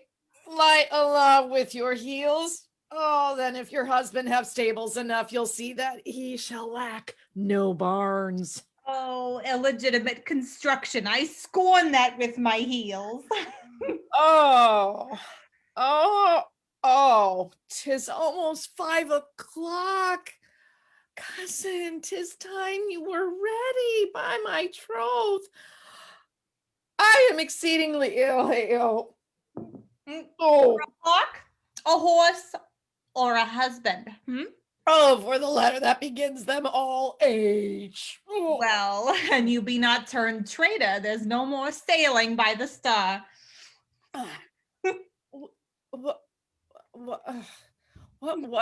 What means the fool trow? Nothing, but God send everyone their heart's desire, huh? These gloves the Count sent me. Oh, they are an excellent perfume. I am stuffed, cousin. I cannot smell. A maid and stuffed, huh? There's goodly catching of cold. Oh, God help me. How long have you professed apprehension? Ever since you left it. Does not my wit become me rarely? It is not seen enough. You should wear it in your cap. By my troth, I am sick. Get you some of this distilled Carduus Benedictus and lay it to your heart. It's the only thing for a qualm. Oh, there thou prickster with this. Benedictus. Why, Benedictus? You have some moral in this Benedictus. Moral? No, by my troth, I have no moral meaning. I meant plain holy thistle. You may think, perchance, that I think you are in love. Nay, by a lady, I'm not such a fool to think what I list, nor list not to think what I can. Nor indeed I cannot think, if I would think my heart out of thinking, that you are in love, or that you will be in love, or that you can be in love. Yet Benedick was such another, and now is he become a man. He swore he would never marry, and yet now, in despite of his heart, he eats his meat without grudging. And how you may be converted, I know not, but methinks you look with your eyes as other women do. Oh, pace is this that thy tongue keeps? I'm not a false scallop. Madam, withdraw. The prince, the count, Signor Benedict, Don John, and all the gallants of the town are come to fetch you to church. Help me to dress, good cause, good Meg, good Ursula.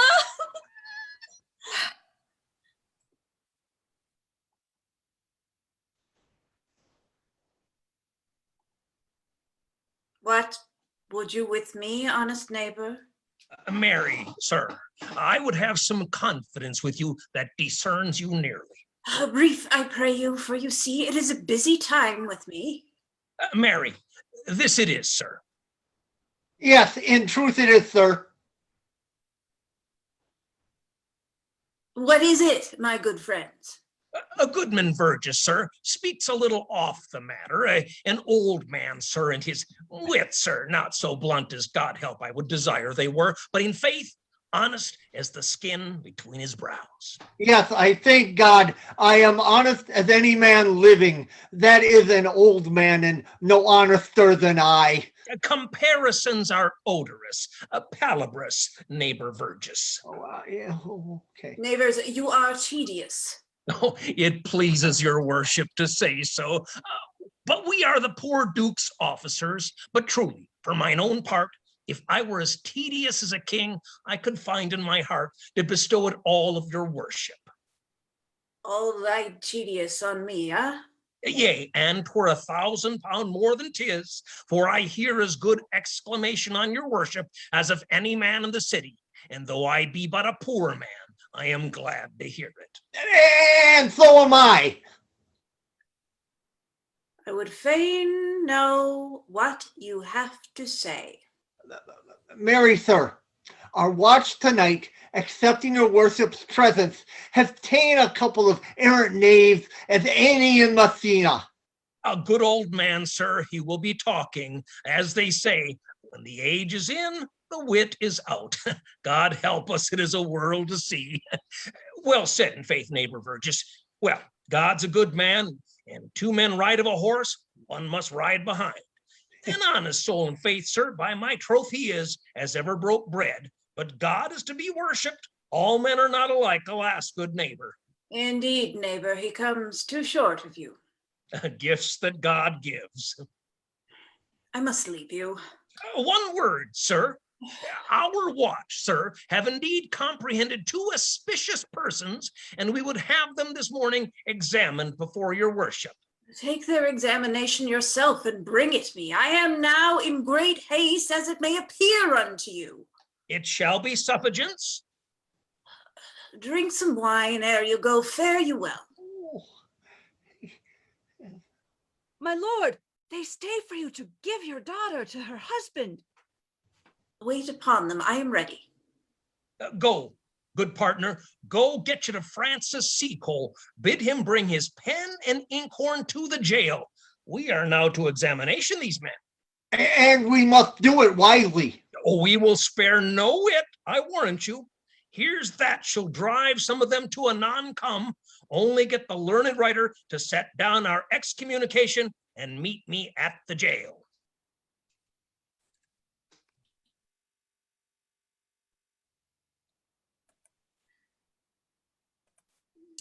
Come, Friar Francis, be brief, only to the plain form of marriage, and you shall recount their particular duties afterwards. You come hither, my lord, to marry this lady? No. To be married to her, Friar. You come to say to marry her. Lady, you come hither to be married to this count. I do. If either of you know any inward impediment why you should not be conjoined, I charge you on your souls to utter it. Know you any, hero? None, my lord. Know you any, Count? I dare make his answer none. What men dare do, what men may do, what men daily do, not knowing what they do. How now, interjections? Why then some be of laughing as ha ha hee. Stand thee by, friar. Father, by your leave, will you with free and unconstrained soul give me this maid, your daughter? As freely, son, as God did give her to me. And what have I to give you back, whose worth may counterpoise this rich and precious gift? Nothing, unless you render her again. Sweet prince, you learn me noble thankfulness. There, Leonato, take her back again. Give not this rotten orange to your friend. She's but the sign and semblance of her honor. Behold, how like a maid she blushes here. Oh, what authority and show of truth can cunning sin cover itself withal? Comes not that blood as modest evidence to witness simple virtue? Would not you swear, all you that see her, that she were a maid by these exterior shows? But she is none. She knows the heat of a luxurious bed. Her blush is guiltiness, not modesty. What do you mean, my lord? Not to be married, not to knit my soul to it, approve it wanton. Dear my lord, if you, in your own proof, have vanquished the resistance of her youth and made defeat of her virginity. I know what you would say. If I have known her, you will say she did embrace me as a husband, and so extenuate the forehand of sin. No, Leonato, I never tempted her with word too large, but as a brother to his sister, showed bashful sincerity and comely love. And seemed I ever otherwise to you? Out on thee seeming, I will write against it. You seem to me as Dian in her orb, as chaste as is the bud ere it be blown. But you are more intemperate in your blood than Venus, or those pampered animals that rage in savage sensuality. Is my lord well that he doth speak so wide? Sweet prince, why speak not you? What should I speak? I stand dishonored that have gone about to link my dear friend to a common stale. Are these things spoken? Or do I but dream? Sir, they are spoken, and these things are true. This looks not like a nuptial. True. Oh, God. Leonato, stand I here? Is this the prince? Is this the prince's brother? Is this hero's face? Are our eyes our own? Oh, this is so, but what of this, my lord? Let me but move one question to your daughter, and by that fatherly and kindly power that you have in her, bid her answer truly. I charge thee do so as thou art my child. God defend me, how am I beset? What kind of catechizing call you this? To make you answer truly to your name. Is it not hero? Who can blot that name with any just reproach? Marry that can, hero. Hero itself can blot out hero's virtue. What man was he? Talked with you yesternight. Out at your window betwixt 12 and 1. Now, if you are a maid, answer to this. I talked with no man at that hour, my lord. You are no maiden. Leonato, I am sorry you must hear. Upon mine honor, myself, my brother, and this grieved count did see her, hear her, at that hour last night talk with a ruffian at her chamber window, who hath indeed, most like a liberal villain, confessed the vile encounters they have had 1,000 times in secret. Fie, they are not to be named, my lord, not to be spoke of. There is not chastity enough in language without offense to utter them. Thus, pretty lady, I am sorry for thy much misgovernment. Oh, hero, what a hero hadst thou been, if thy outward graces had been but placed about thy thoughts and counsels of thy heart. But fare thee well, most foul, most fair. Farewell, thou pure in piety and impious purity. For thee I'll lock up all the gates of love, and on my eyelids shall conjecture hang to turn all beauty into thoughts of harm, and never shall it be more gracious. No man's dagger here a point for me.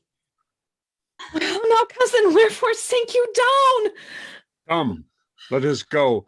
These things come to light, smother her spirits up. How doth the lady? Did I think, help, uncle! Oh, hero, why?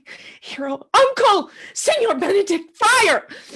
Fate, take not away thy heavy hand. Death is the fairest cover for her shame.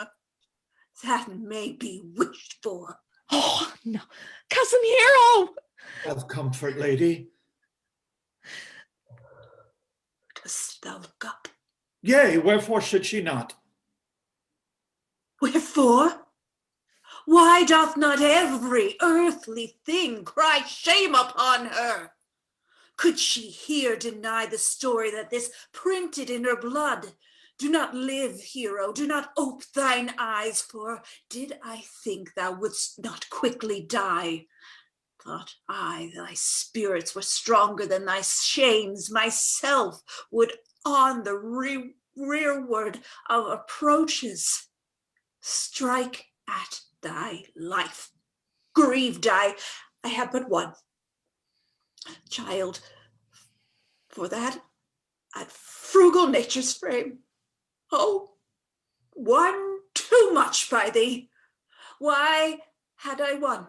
Why ever wast thou lovely in my eyes? Why had I not with charitable hand took up a beggar's issue at my gates, who smirched thus enmired with infamy? I might have said, no part of it is mine. This shame derives itself from unknown loins. But mine, and mine I loved, and mine I praised, and mine that I was proud on, mine so much that I myself was to myself not mine valuing of her. Why she, oh, she is fallen into a pit of ink. That's why, see, and drops too few to wash her clean again, and too salt little, which may season give to her foul tainted flesh. Sir, be patient. For my part, I am so attired in wonder, I know not what to say. On my soul, my cousin is belied. Lady, were you her bedfellow last night? No, truly not. Although until last night, I have this 12-month been her bedfellow.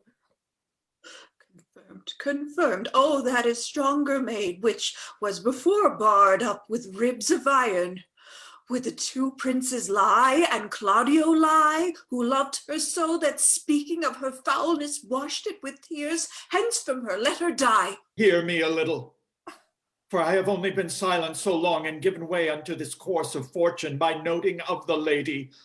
I have marked 1,000 blushing apparitions to start into her face, 1,000 innocent shames in angel whiteness beat away those blushes, and in her eye there hath appeared a fire to burn the errors that these princes hold against her maiden truth. Call me a fool. Trust not my reading nor my observations, which with experimental seal doth warrant the tenure of my book. Trust not my age, my reverence, calling, nor divinity, if this sweet lady lie not guiltless here under some biting error.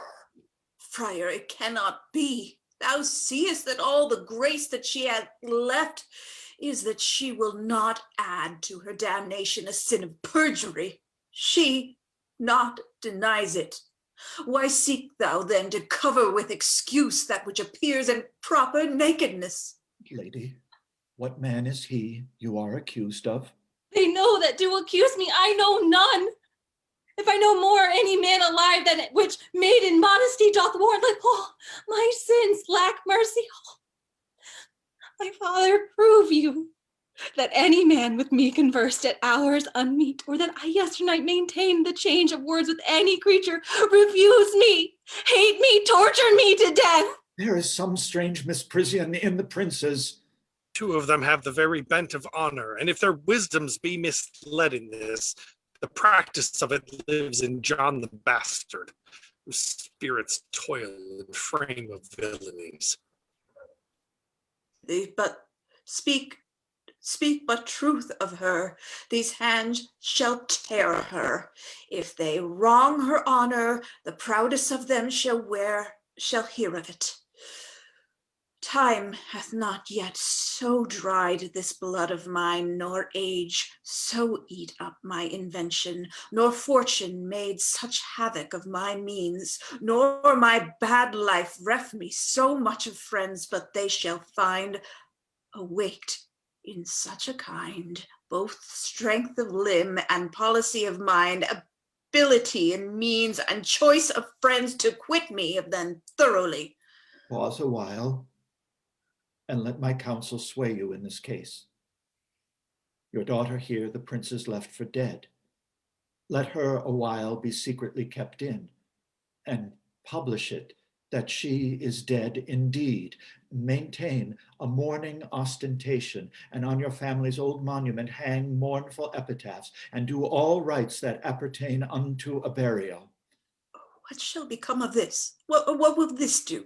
Mary, this well carried shall on her behalf change slander to remorse. That is some good, but not for that dream I on this strange course, but on this travail look for greater birth. She dying, as it must be so maintained, upon the instant that she was accused, shall be lamented, pitied, and excused of every hearer, for it so falls out that what we have, we prize not to the worth whiles we enjoy it, but being lacked and found, why then we rack the value, then we find the virtue that possession would not show us whiles it was ours. So will it fare with Claudio.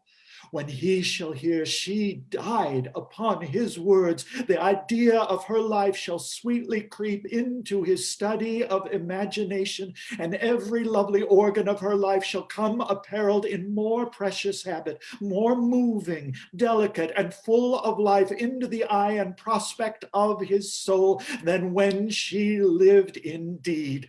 Then shall he mourn, if ever love had interest in his liver, and wish he had not so accused her. No, though he thought his accusation true. Let this be so, and doubt not, but success will fashion the event in better shape than I can lay it down in likelihood. But if all aim but this be levelled false, the supposition of the lady's death will quench the wonder of her infamy. And if it sort not well, you may conceal her, as best befits her wounded reputation, in some reclusive and religious life, out of all eyes, tongues, minds, and injuries.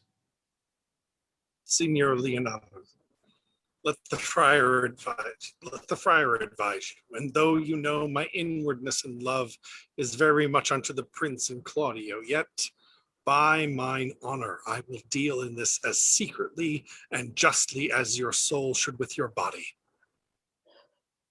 Being that I flow in grief, the smallest twine may lead me. 'Tis well consented. Presently away, for to strange sores strangely they strain the cure. Come, lady, die to live. This wedding day perhaps is but prolonged. Have patience and endure.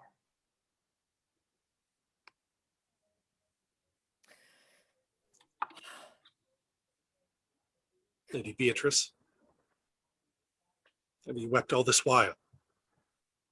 Yea, and I will weep a while longer. I will not desire that. You have no reason. I do it freely.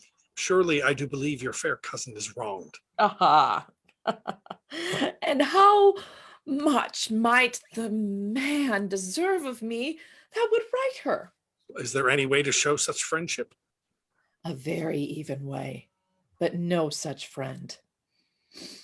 May a man do it? It is a man's office, but not yours. I do love nothing in the world so well as you.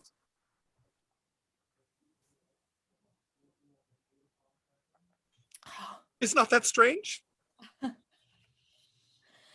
As strange as the thing I know not. If it were possible for me to say I loved nothing so well as you, but believe me not, and yet I lie not. I confess nothing, nor I deny nothing. I am sorry for my cousin. By my sword, Beatrice, thou lovest me. Oh, do not swear and eat it. No, I will swear by it that you love me, and I will make him eat it that says I love not you.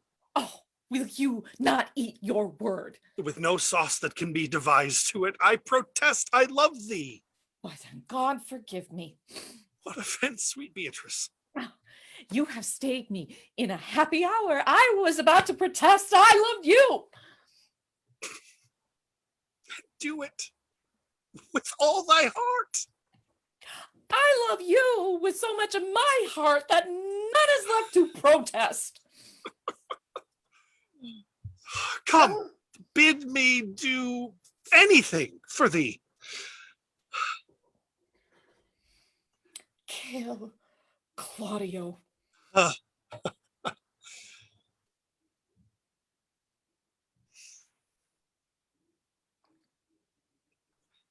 Not for the wide world. You kill me to deny it. Farewell. Tarry, sweet Beatrice. I am gone. Though I am here, there is no love in you. Nay, I pray you, let me go. Beatrice. Wait, I will go. No, we'll be friends first. You dare easier be friends with me than fight with mine enemy? What, is Claudio thine enemy? Is not it proved in the height of villain that hath slandered, scorned, dishonored my kinswoman? Oh, that I were a man! What, bear her in hand until they come to take hands, and then with public accusation, uncovered slander, unmitigated rancor. Oh God, if I were a man, I would eat his heart in the marketplace. Hear me, Beatrice. Oh, talk with a man out of a window, a proper saying. Nay, but Beatrice. Sweet hero, she is wronged. She is slandered. She is undone. Beatrice. Princes and counties. Surely a princely testimony, a goodly count. In fact, a sweet gallant, surely. Oh, that I were a man for his sake, or that I had any friend would be a man for my sake. But manhood is melted into curtsies, valor into compliment, and men are only turned into tongue, and then trim ones too. He is now as valiant as Hercules that only tells a lie and swears it. I cannot be a man with wishing. Oh, therefore, I will die a woman with grieving. Tarry, good Beatrice. By this hand, I love thee. Use it for my love some other way than by swearing by it. Think you in your soul, Count Claudio hath wronged Hero? Yeah, as sure as I have thought or a soul. Enough. I am engaged. I will challenge him. I will kiss your hand, and so I leave you. By this hand, Claudio shall render me a dear account. As you hear of me, so think of me. Go comfort your cousin. I must say she is dead. So farewell.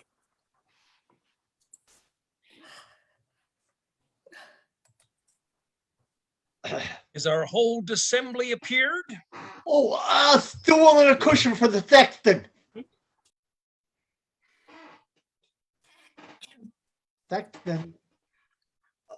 Which be the malefactors? Mary, that am I, and my partner. Nay, that's certain. We have the exhibition to examine.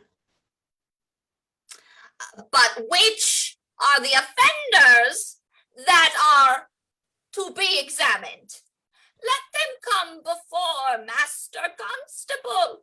Yea, Mary, let them come before me. What is your name, friend? Borachio. Pray, write down Borachio. Yours, Sara? I am a gentleman, sir, and my name is Conrade. Write down Master Gentleman Conrade. Masters, do you serve God? Yeah, We sir. hope. Write down that they hope they serve God, and write God first. For God defend, but God should go before such villains. Masters, it is proved already that you are little better than false knaves, and it will go near to be thought so shortly. How answer you for yourselves? Mary, sir, we say we are done.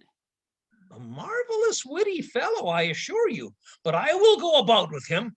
Come you hither, Sara. A word in your ear, sir. I say to you, it is thought you are false knaves. Sir, I say to you, we are none. Well, stand aside. For God, they are both in a tale. Have you written down that they are none? Oh, Master Constable, you go not the way to examine. You must call forth the watch that are their accusers. Yea, Mary, that's the eftest way. Let the watch come forth. Masters, I charge you in the prince's name, accuse these men. This man, sir, that Don John, the prince's brother, was a villain.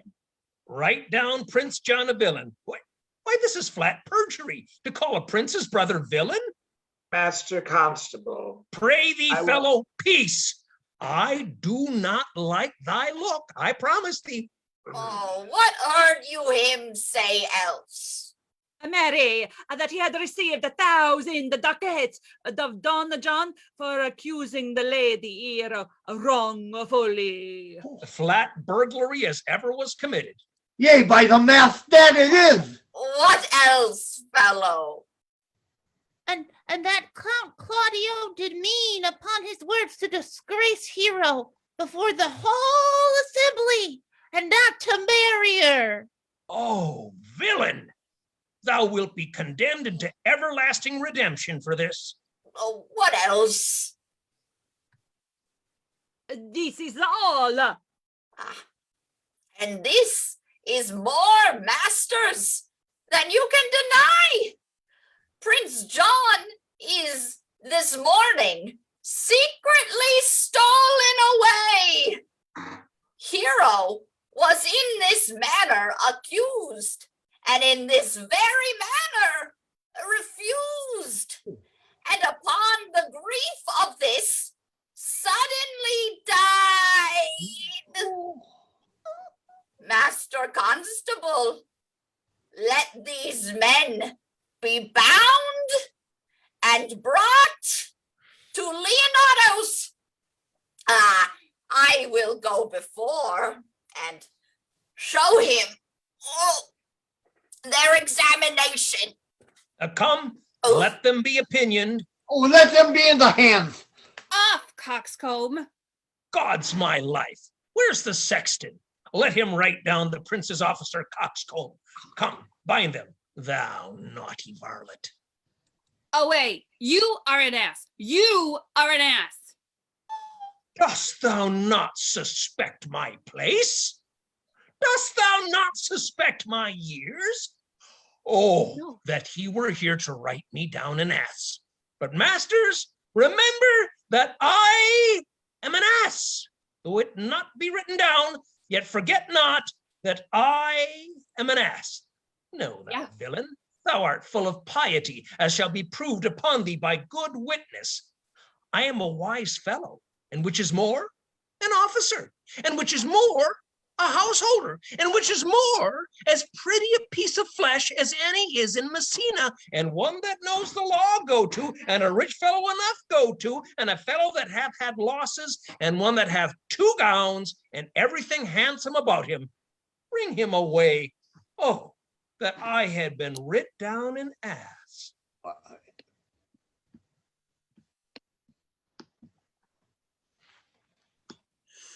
Oh, if you go on thus, you will kill yourself.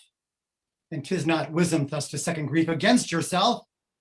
I pray thee cease thy counsel, which falls into mine ears as profitless as water in a sieve. Give not me counsel, nor let no comforted light mine ear, but such a one whose wrongs do suit with mine. Bring me a father that so loved his child, whose joy of her is overwhelmed like mine, and bid him speak of patience. Measure his woe, the length and breadth of mine, and let it answer every strain for strain, as thus for thus, as such a grief for such, in every lineament, branch, shape, and form. If such a one will smile and stroke his beard and sorrow wag, cry hem when he should groan. Patch grief with proverbs, make misfortune drunk with candle wasters. Bring him yet to me, and I of him will gather patience. But there is no such man, for brother men can counsel and speak comfort to that grief which they themselves not feel, but tasting it, their counsel turns to passion, which before would give perceptual medicine to rage. Fetter strong madness in a silken thread, charm ache with fear and agony with words. No, 'tis all men's office to speak patience to those that wring under the load of sorrow, but no man's virtue nor sufficiency to be so moral when he shall endure the like himself. Therefore give me no counsel, my griefs cry louder than an advertisement. Therein do men with children nothing differ. I pray thee peace. I will be flesh and blood, for there was never yet philosopher that could endure the toothache patiently. However, they have writ the style of gods and made a push at chance and sufferance. Yet bend not all the harm upon yourself. Make those that do offend you suffer too. There thou speakest reason. Nay, I will do so. My soul doth tell me hero is belied, and that shall Claudio know. So shall the prince. And all of them that thus dishonor her. Here comes the prince and Claudio hastily. Good den. Good den. Good day to you both. You, my lords. We have some haste, Leonato. Some haste, my lord. Well, fare you well, my lord. Are you so hasty now? Well, all is one. Nay, do not quarrel with us, good old man. If he could right himself with quarreling, some of us would lie low. Who wrongs him? Thou dost wrong me. Thou, dissembler, thou. Nay, never lay thy hand upon thy sword. I fear thee not. Mary, beshrew my hand, if it should give your age such cause for fear. In faith, my hand meant nothing to my sword.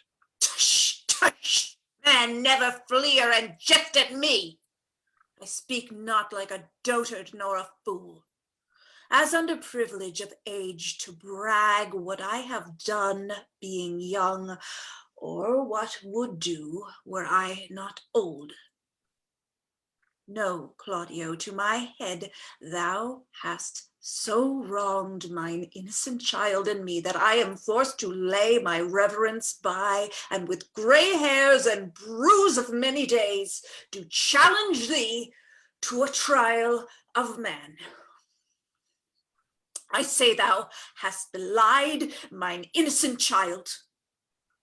Thy slander hath gone through and through her heart, and she lies buried with her ancestors. Oh, in a tomb where never scandal slept, save this of hers, framed by thy villainy. My villainy? Thine, Claudio, thine, I say. You say not right, old man. Oh, my lord, I'll prove it on this body if he dare. Despite his nice face and his active practice, his May of youth and bloom of lustihood. Wait, I will not have to do with you. Canst thou so daff me? Thou hast killed my child. If thou kill'st me, boy, thou shalt kill a man. He shall kill two of us, and men indeed, but that's no matter. Let him kill one first. Win me and wear me. Let him answer me. Come, follow me, boy. Come, sir boy. Come, follow me, sir boy. I'll whip you from your fawning fence. Nay, I am a gentleman. I will. Brother. Content yourself. God knows I love my niece, and she is dead, slandered to death by villains. That dares answer a man indeed, as I dare take a serpent by the tongue. Boys, apes, braggarts, jacks, milksops! Brother Anthony! Hold your content! What man I know them, yea, and what they weigh, even to the utmost scruple, scambling, outfacing, fashion-monging boys that lie and cog and flout, deprave and slander, go ethically and show outward hideousness. And I speak off half a dozen dangerous words, how they might hurt their enemies if they durst. And this is all. But Brother Anthony. Come, 'tis no matter. Do not you meddle. Let me deal in this. Gentlemen both, we will not wake your patience. My heart is sorry for your daughter's death, but on my honor, she was charged with nothing but what was true, very full of proof. Oh, my lord. I will not hear you. No. Come, brother, away. I will be heard. And shall, or some of us will smart for it. See, here comes the man we went to seek. Oh, now, Signor, what news? Good day, my lord. Welcome, Signor. You are almost come to part a fray. We'd like to have had our 2 noses snapped off with 2 old men without teeth. Leonato and his brother, what thinkest thou? Had we fought, I doubt we should have been too young for them. In a false quarrel, there is no true valor. I came to seek you both. We have been up and down to seek thee. We are high-proof melancholy, and would fain have it beaten away. Wilt thou use thy wit? It is in my scabbard. Shall I draw it? Dost thou wear thy wit by thy side? Never any did so, though very many have been beside their wit. I will bid thee draw, as we will do thee minstrels. Draw to pleasure us. As I am an honest man, he looks pale. Art thou sick or angry? What? Courage, man. What, thou care killed a cat? Thou hast mental enough in thee to kill care. Sir, I shall meet your wit in the career, and you charge it against me. I pray you choose subject. Nay then, give him another staff. This last was broke across. By this light, he changes more and more. I think he be angry indeed. Oh, if he be, I know how to turn his girdle. Shall I speak a word in your ear? Ooh, God bless me from a challenge. You are a villain. I jest not. I will make it good how you dare, with what you dare, and when you dare. Do me right, or I will protest your cowardice. You have killed a sweet lady, and her death shall fall heavy on you. Let me hear from you. Well, I will meet you, so I may have good cheer. What? A feast? A feast? In feast, I thank him. He hath bid me to a calf's head upon a capon, the which if I do not carve most curiously, say my knife's not. Shall I knife find a woodcock too? Sir, your wit ambles well, it goes easily. I'll tell thee how Beatrice praised thy wit the other day. I said thou hadst a fine wit. True, she said, a fine little one. No, I said, a great wit. Right, she says, a great gross one.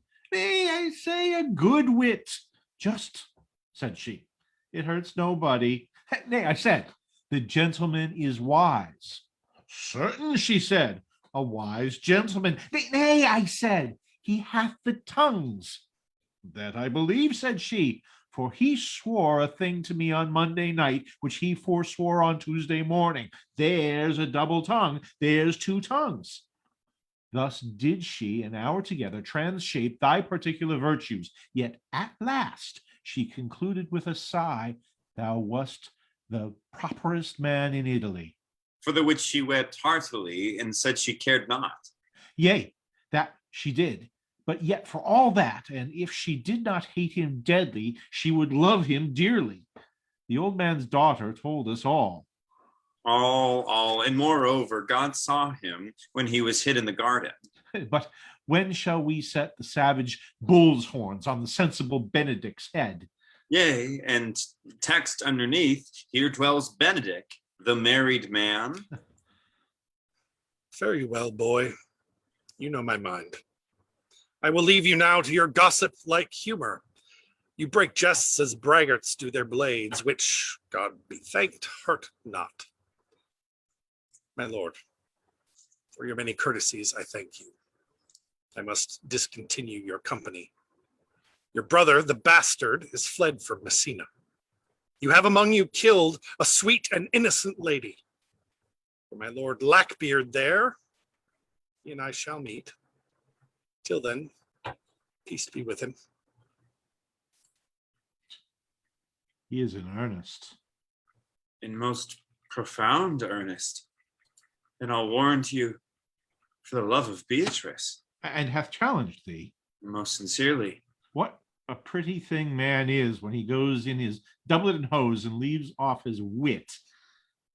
He is a giant to an ape, but then is an ape a doctor to such a man.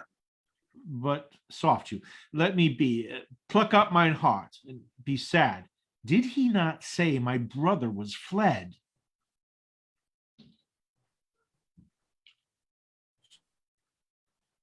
Come you, sir, if justice cannot tame you, she shall ne'er weigh more reasons in her balance. Nay, and you be a cursing hypocrite once, you must be looked to. How now? Two of my brother's men bound, Borachio one. Hearken after their offense, my lord. Officers, what offense have these men done? Marry, sir, they have committed false report. Moreover, they have spoken untruths. They are slander, secondarily, they are slanders. Sixth, and lastly, they have belied a lady. Thirdly, they have verified unjust things. And to conclude, they are lying knaves. First, I ask thee what they have done. Thirdly, I ask thee what's their offense. Sixthly, and lastly, why they are committed. And to conclude, what you lay to their charge. Rightly reasoned, and in his own division, and by my troth, there's one meaning well suited. Who have you offended, masters, that you are thus bound to your answer? This learned constable is too cunning to be understood. What's your offense? Sweet prince, let me go no farther to mine answer. Do you hear me, and let this count kill me?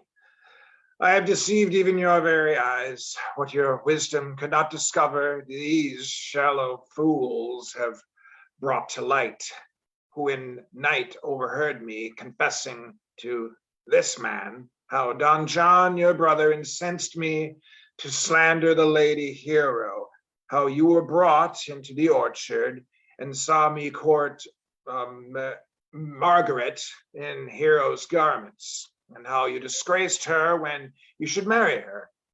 My villainy they have upon record, which had rather seal with my death than repeat over to my shame. The lady is dead upon mine and my master's false accusation, and briefly, I desire nothing but the reward of a villain. Runs not this speech like an iron through your blood? I have drunk poison while he uttered it.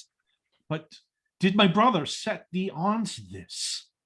Yea, and paid me richly for the practice of it. He is composed and framed of treachery, and fled he is upon his villainy. Oh, sweet hero, now thy image doth appear in the rare semblance that I loved at first. Come, bring away the plaintiffs. By this time, our sexton hath reformed Signor Leonato of the matter, and masters, do not forget to specify, when time and place shall serve, that I am an ass. Oh, here comes Master Signor Leonato and the sexton too. Which is the villain? Let me see his eyes, that when I note another man like him, I may avoid him. Which one is he? If you would know you're wrong there, look on me. Art thou the slave that with thy breath hast killed mine innocent child? Yea, even I alone. Not so, villain, thou beliest thyself. Here stand a pair of honorable men, the third is fled, that had a hand in it. I thank you, princes, for my daughter's death. Record it with your high and worthy deeds. 'Twas bravely done, if you bethink you of it.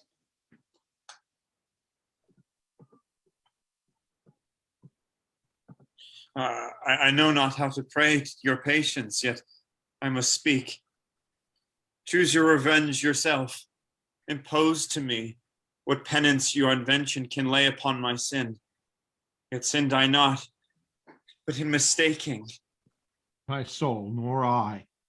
And yet to satisfy this gold old man, I would bend under any heavy weight that he'll enjoin me to.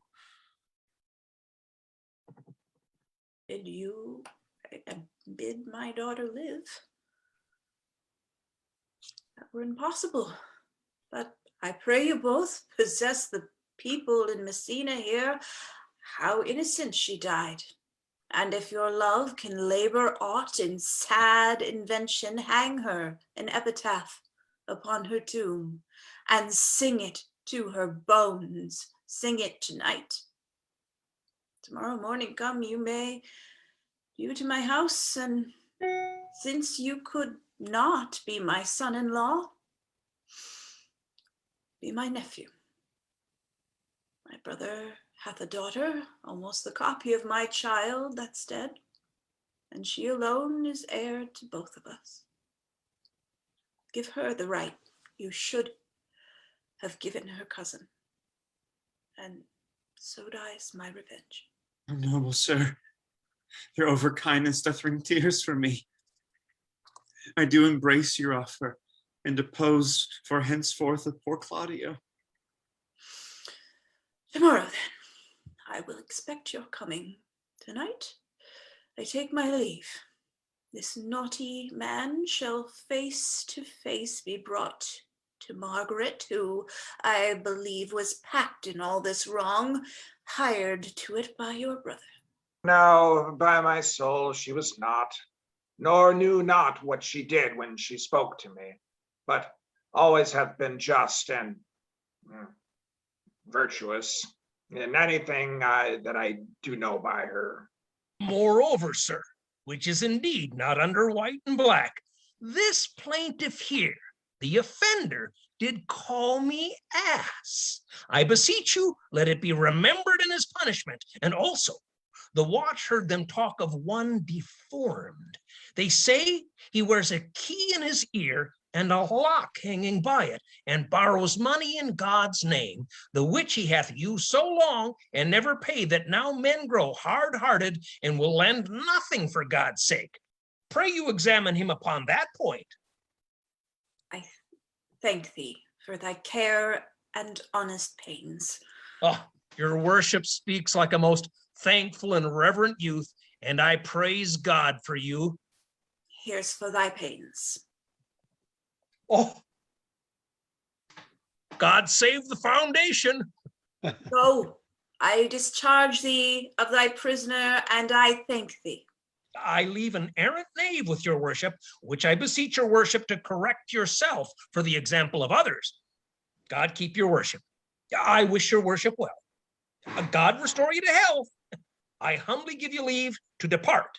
And if a merry meeting may be wished, God prohibit it. Come, neighbor.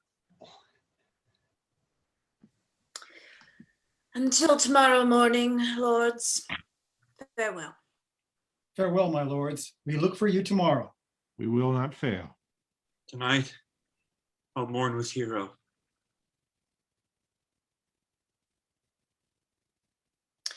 Bring you these fellows on. We'll talk with Margaret how her acquaintance grew and with this lewd fellow.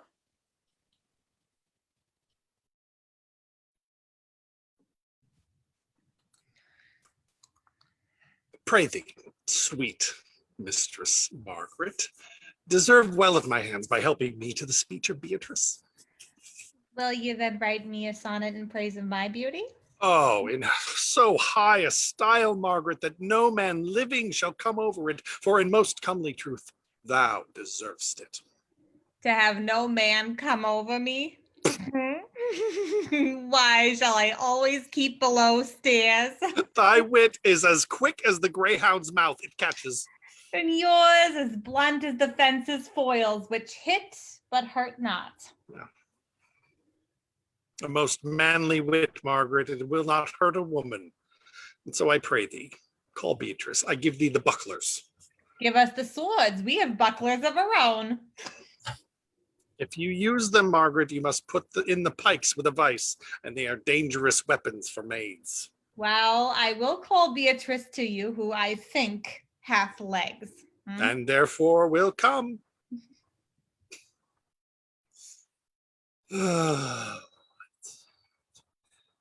The God of love who sits above and knows me, how pitiful I deserve. Ugh. I mean in singing.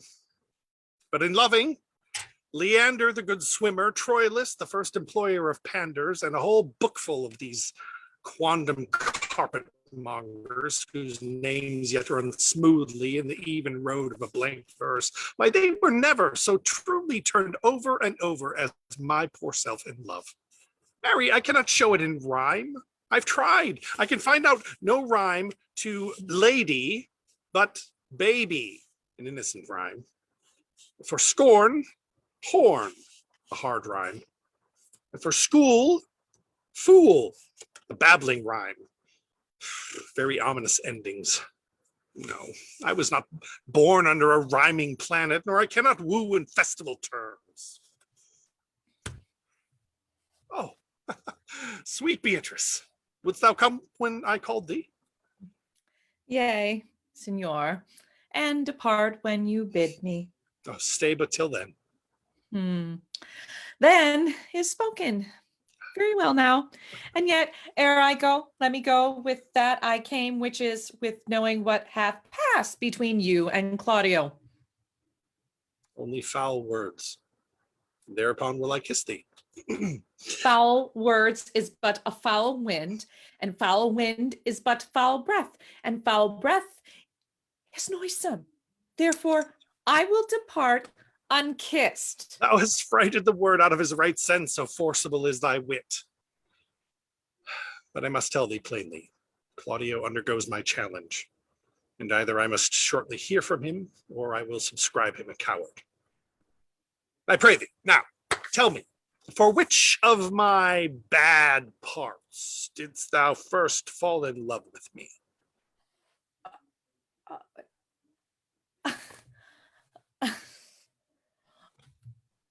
for them all together, which maintains so politic a state of evil that they will not admit any good part to intermingle with them. But for which part, but for which of my good parts did you first suffer love for me?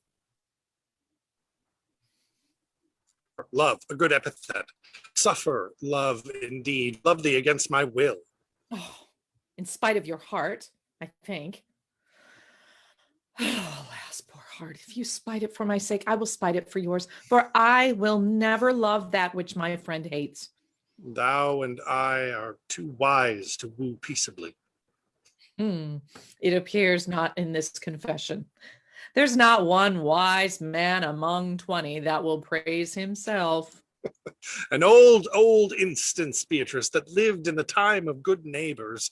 If a man do not erect in this age his own tomb ere he dies, he shall live no longer in monument than the bell rings and the widow weeps. And how long is that, think you?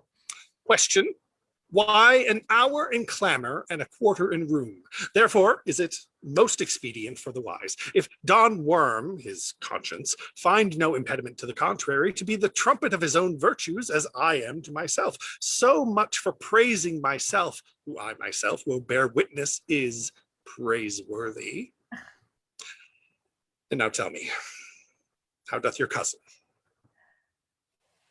Very ill. And how do you? Very ill too. Serve God, love me, and mend. Oh, there will I leave you too, for here comes one in haste. Madam, you must come to your uncle yonder's coil at home. It is proved my lady hero hath been falsely accused, the prince and Claudio mightily abused, and Don John is the author of all who is fled and gone. Will you come presently? Will you go hear of this news, Signor? I will live in thy heart, die in thy lap, and be buried in thine eyes, and moreover I will go with thee to thy uncle's.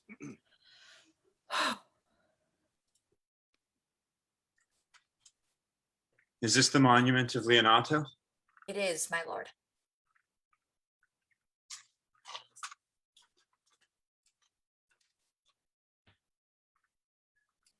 Done to death by slanderous tongues was the hero that here lies.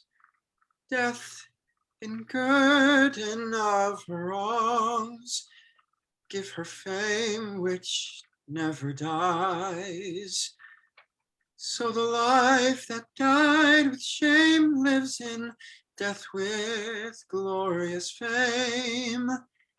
Hang thou there upon the tomb.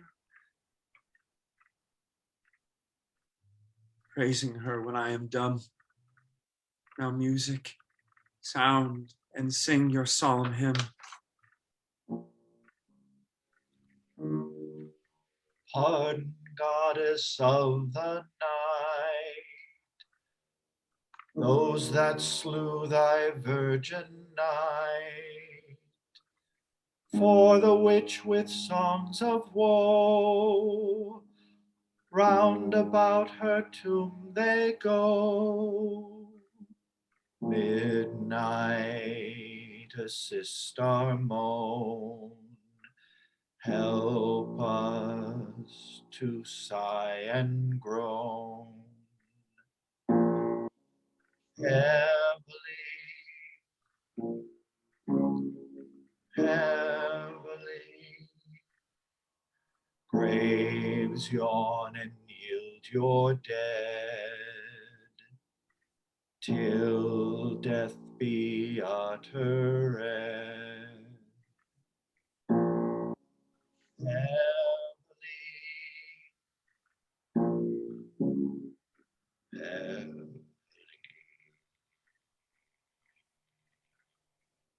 Now, unto thy bones, good night. Yearly will I do this right. Good morrow, masters. Put your torches out. The wolves have prayed. And look, the gentle day before the wheels of Phoebus round about dapples the drowsy east with spots of gray. Thanks to you all, and leave us. Fare you well. Good morrow, masters. Each his several way. Come, let us hence, and put on other weeds, and then to Leonato's we will go. And Hymen now with luckier issue speeds than for whom we rendered up this woe.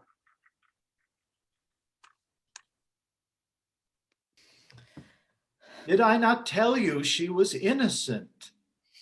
So are the prince and Claudio, who accused her upon the error that you heard debated. But Margaret was in some fault for this, although against her will, as it appears in the true course of all the question. Well, I am glad that all things sort so well. And so am I, being else by faith and forced to call young Claudio to a reckoning for it. Well, daughter, and you, gentlewomen all, withdraw into a chamber by yourselves, and when I send for you, come hither masked. The prince and Claudio promised by this hour to visit me. You know your office, brother. You must be father to your brother's daughter and give her to young Claudio. Which I will do with confirmed continence. Friar, I must entreat your pains, I think. To do what, Signor? To bind me or undo me, one of them. Signor Leonato, truth it is, good signor, your niece regards me with an eye of favor. I, my daughter, lent her, 'tis most true. And I do with an eye of love requite her. The sight whereof I think you had from me, from Claudio and the prince. But what is your will? Well, your answer, sir, is enigmatical, but for my will is your goodwill may stand with ours this day to be conjoined in the state of honorable marriage, in which, good friar, I shall desire your help. My heart is with your liking. And my help. Here comes the prince and Claudio. Good morrow to this fair assembly. Good morrow, prince. Good morrow, Claudio. We here attend you. Are you yet determined today to marry with my brother's daughter? I am. Call her forth, brother. Here's the friar ready. Good morrow, Benedick. Why, what's the matter? That you have such a February face, so full of frost, of storm, and cloudiness? I think he thinks upon the savage bull. Hush, fear not, man. We'll tip thy horns with gold, and all Europa shall rejoice at thee, as once Europa did at lusty Jove, when he would play the noble beast in love. Bull Jove, sir, had an amiable load, and some such strange bull leapt your father's cow and got a calf in that same noble feat, much like to you, for you have just his bleat. Bah! For this I owe you. Here comes other reckonings. Which is the lady I must seize upon? This same is she, and I do give you her. Why then, she's mine. But sweet, let me see her face. No, that you shall not till you take her hand before this friar and swear to marry her. Give me your hand before this holy friar. I am your husband, if you like of me. When I lived, I was your other wife. And when you loved, you were my other husband. Another hero? Nothing certainer. One hero died defiled, but I do live. And surely as I live, I am a maid. The former hero? Hero that is dead. She died, my lord, but whiles her slander lived. All this amazement can I qualify, When, after that the holy rites are ended, I'll tell you largely of fair hero's death.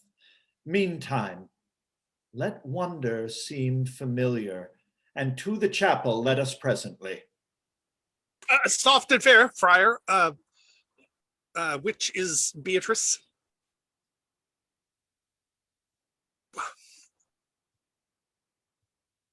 I answer to that name.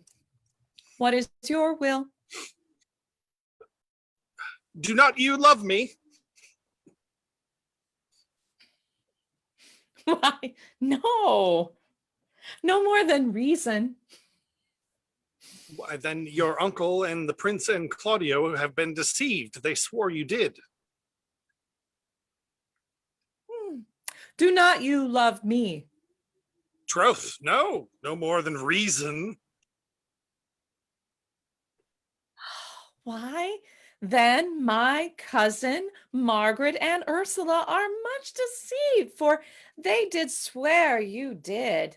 They swore that you were almost sick for me. They swore that you were well nigh dead for me. 'Tis no matter. Then you do not love me? Oh, no. Truly, but in friendly recompense. Cousin, I am sure you love the gentleman. And I'll be sworn upon it that he loves her. For here's papers written in his hand, a halting sonnet of his own pure brain fashioned to Beatrice. And here's another written in my cousin's hand, stolen from her pocket, containing her affection unto Benedick.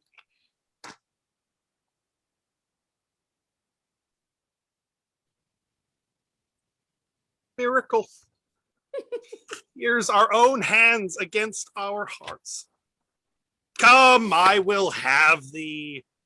But by this light, I take thee for pity. Oh, I would not deny you, but by this good day, I yield upon great persuasion, and partly to save your life, for I was told you were in a consumption. Oh. Peace, I will stop your mouth. How dost thou, Benedick the married man? Oh, I'll tell thee what, Prince. The college of wit crackers cannot flout me out of my humor. Dost thou think I care for a satire or an epigram? No. If a man will be beaten with brains, it shall wear nothing handsome about him.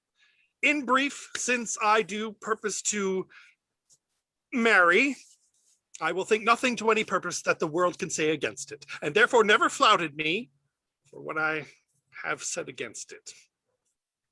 Man is a giddy thing. And this is my conclusion. For thy part, Claudio, I did think to have beaten thee, but in that thou art like to be my kinsman, live unbruised, and love my cousin.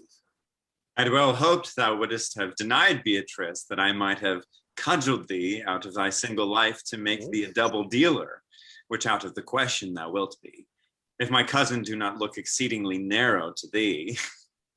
Come, come, we are friends. Let's have a dance ere we are married, that we may lighten our own hearts and our wives' heels. We'll have dancing afterward. Oh, first of my word, therefore play music. Oh, Prince, thou art sad. Get thee a wife. Get thee a wife.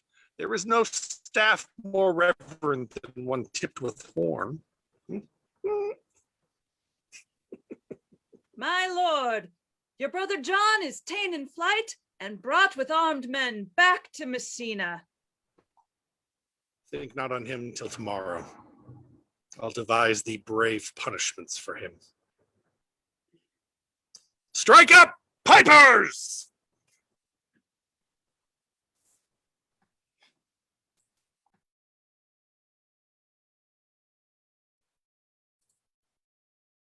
Okay, come on back.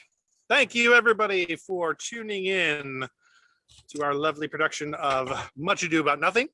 We will be back next week with a new reading for you, so come on back and join us. Thank you.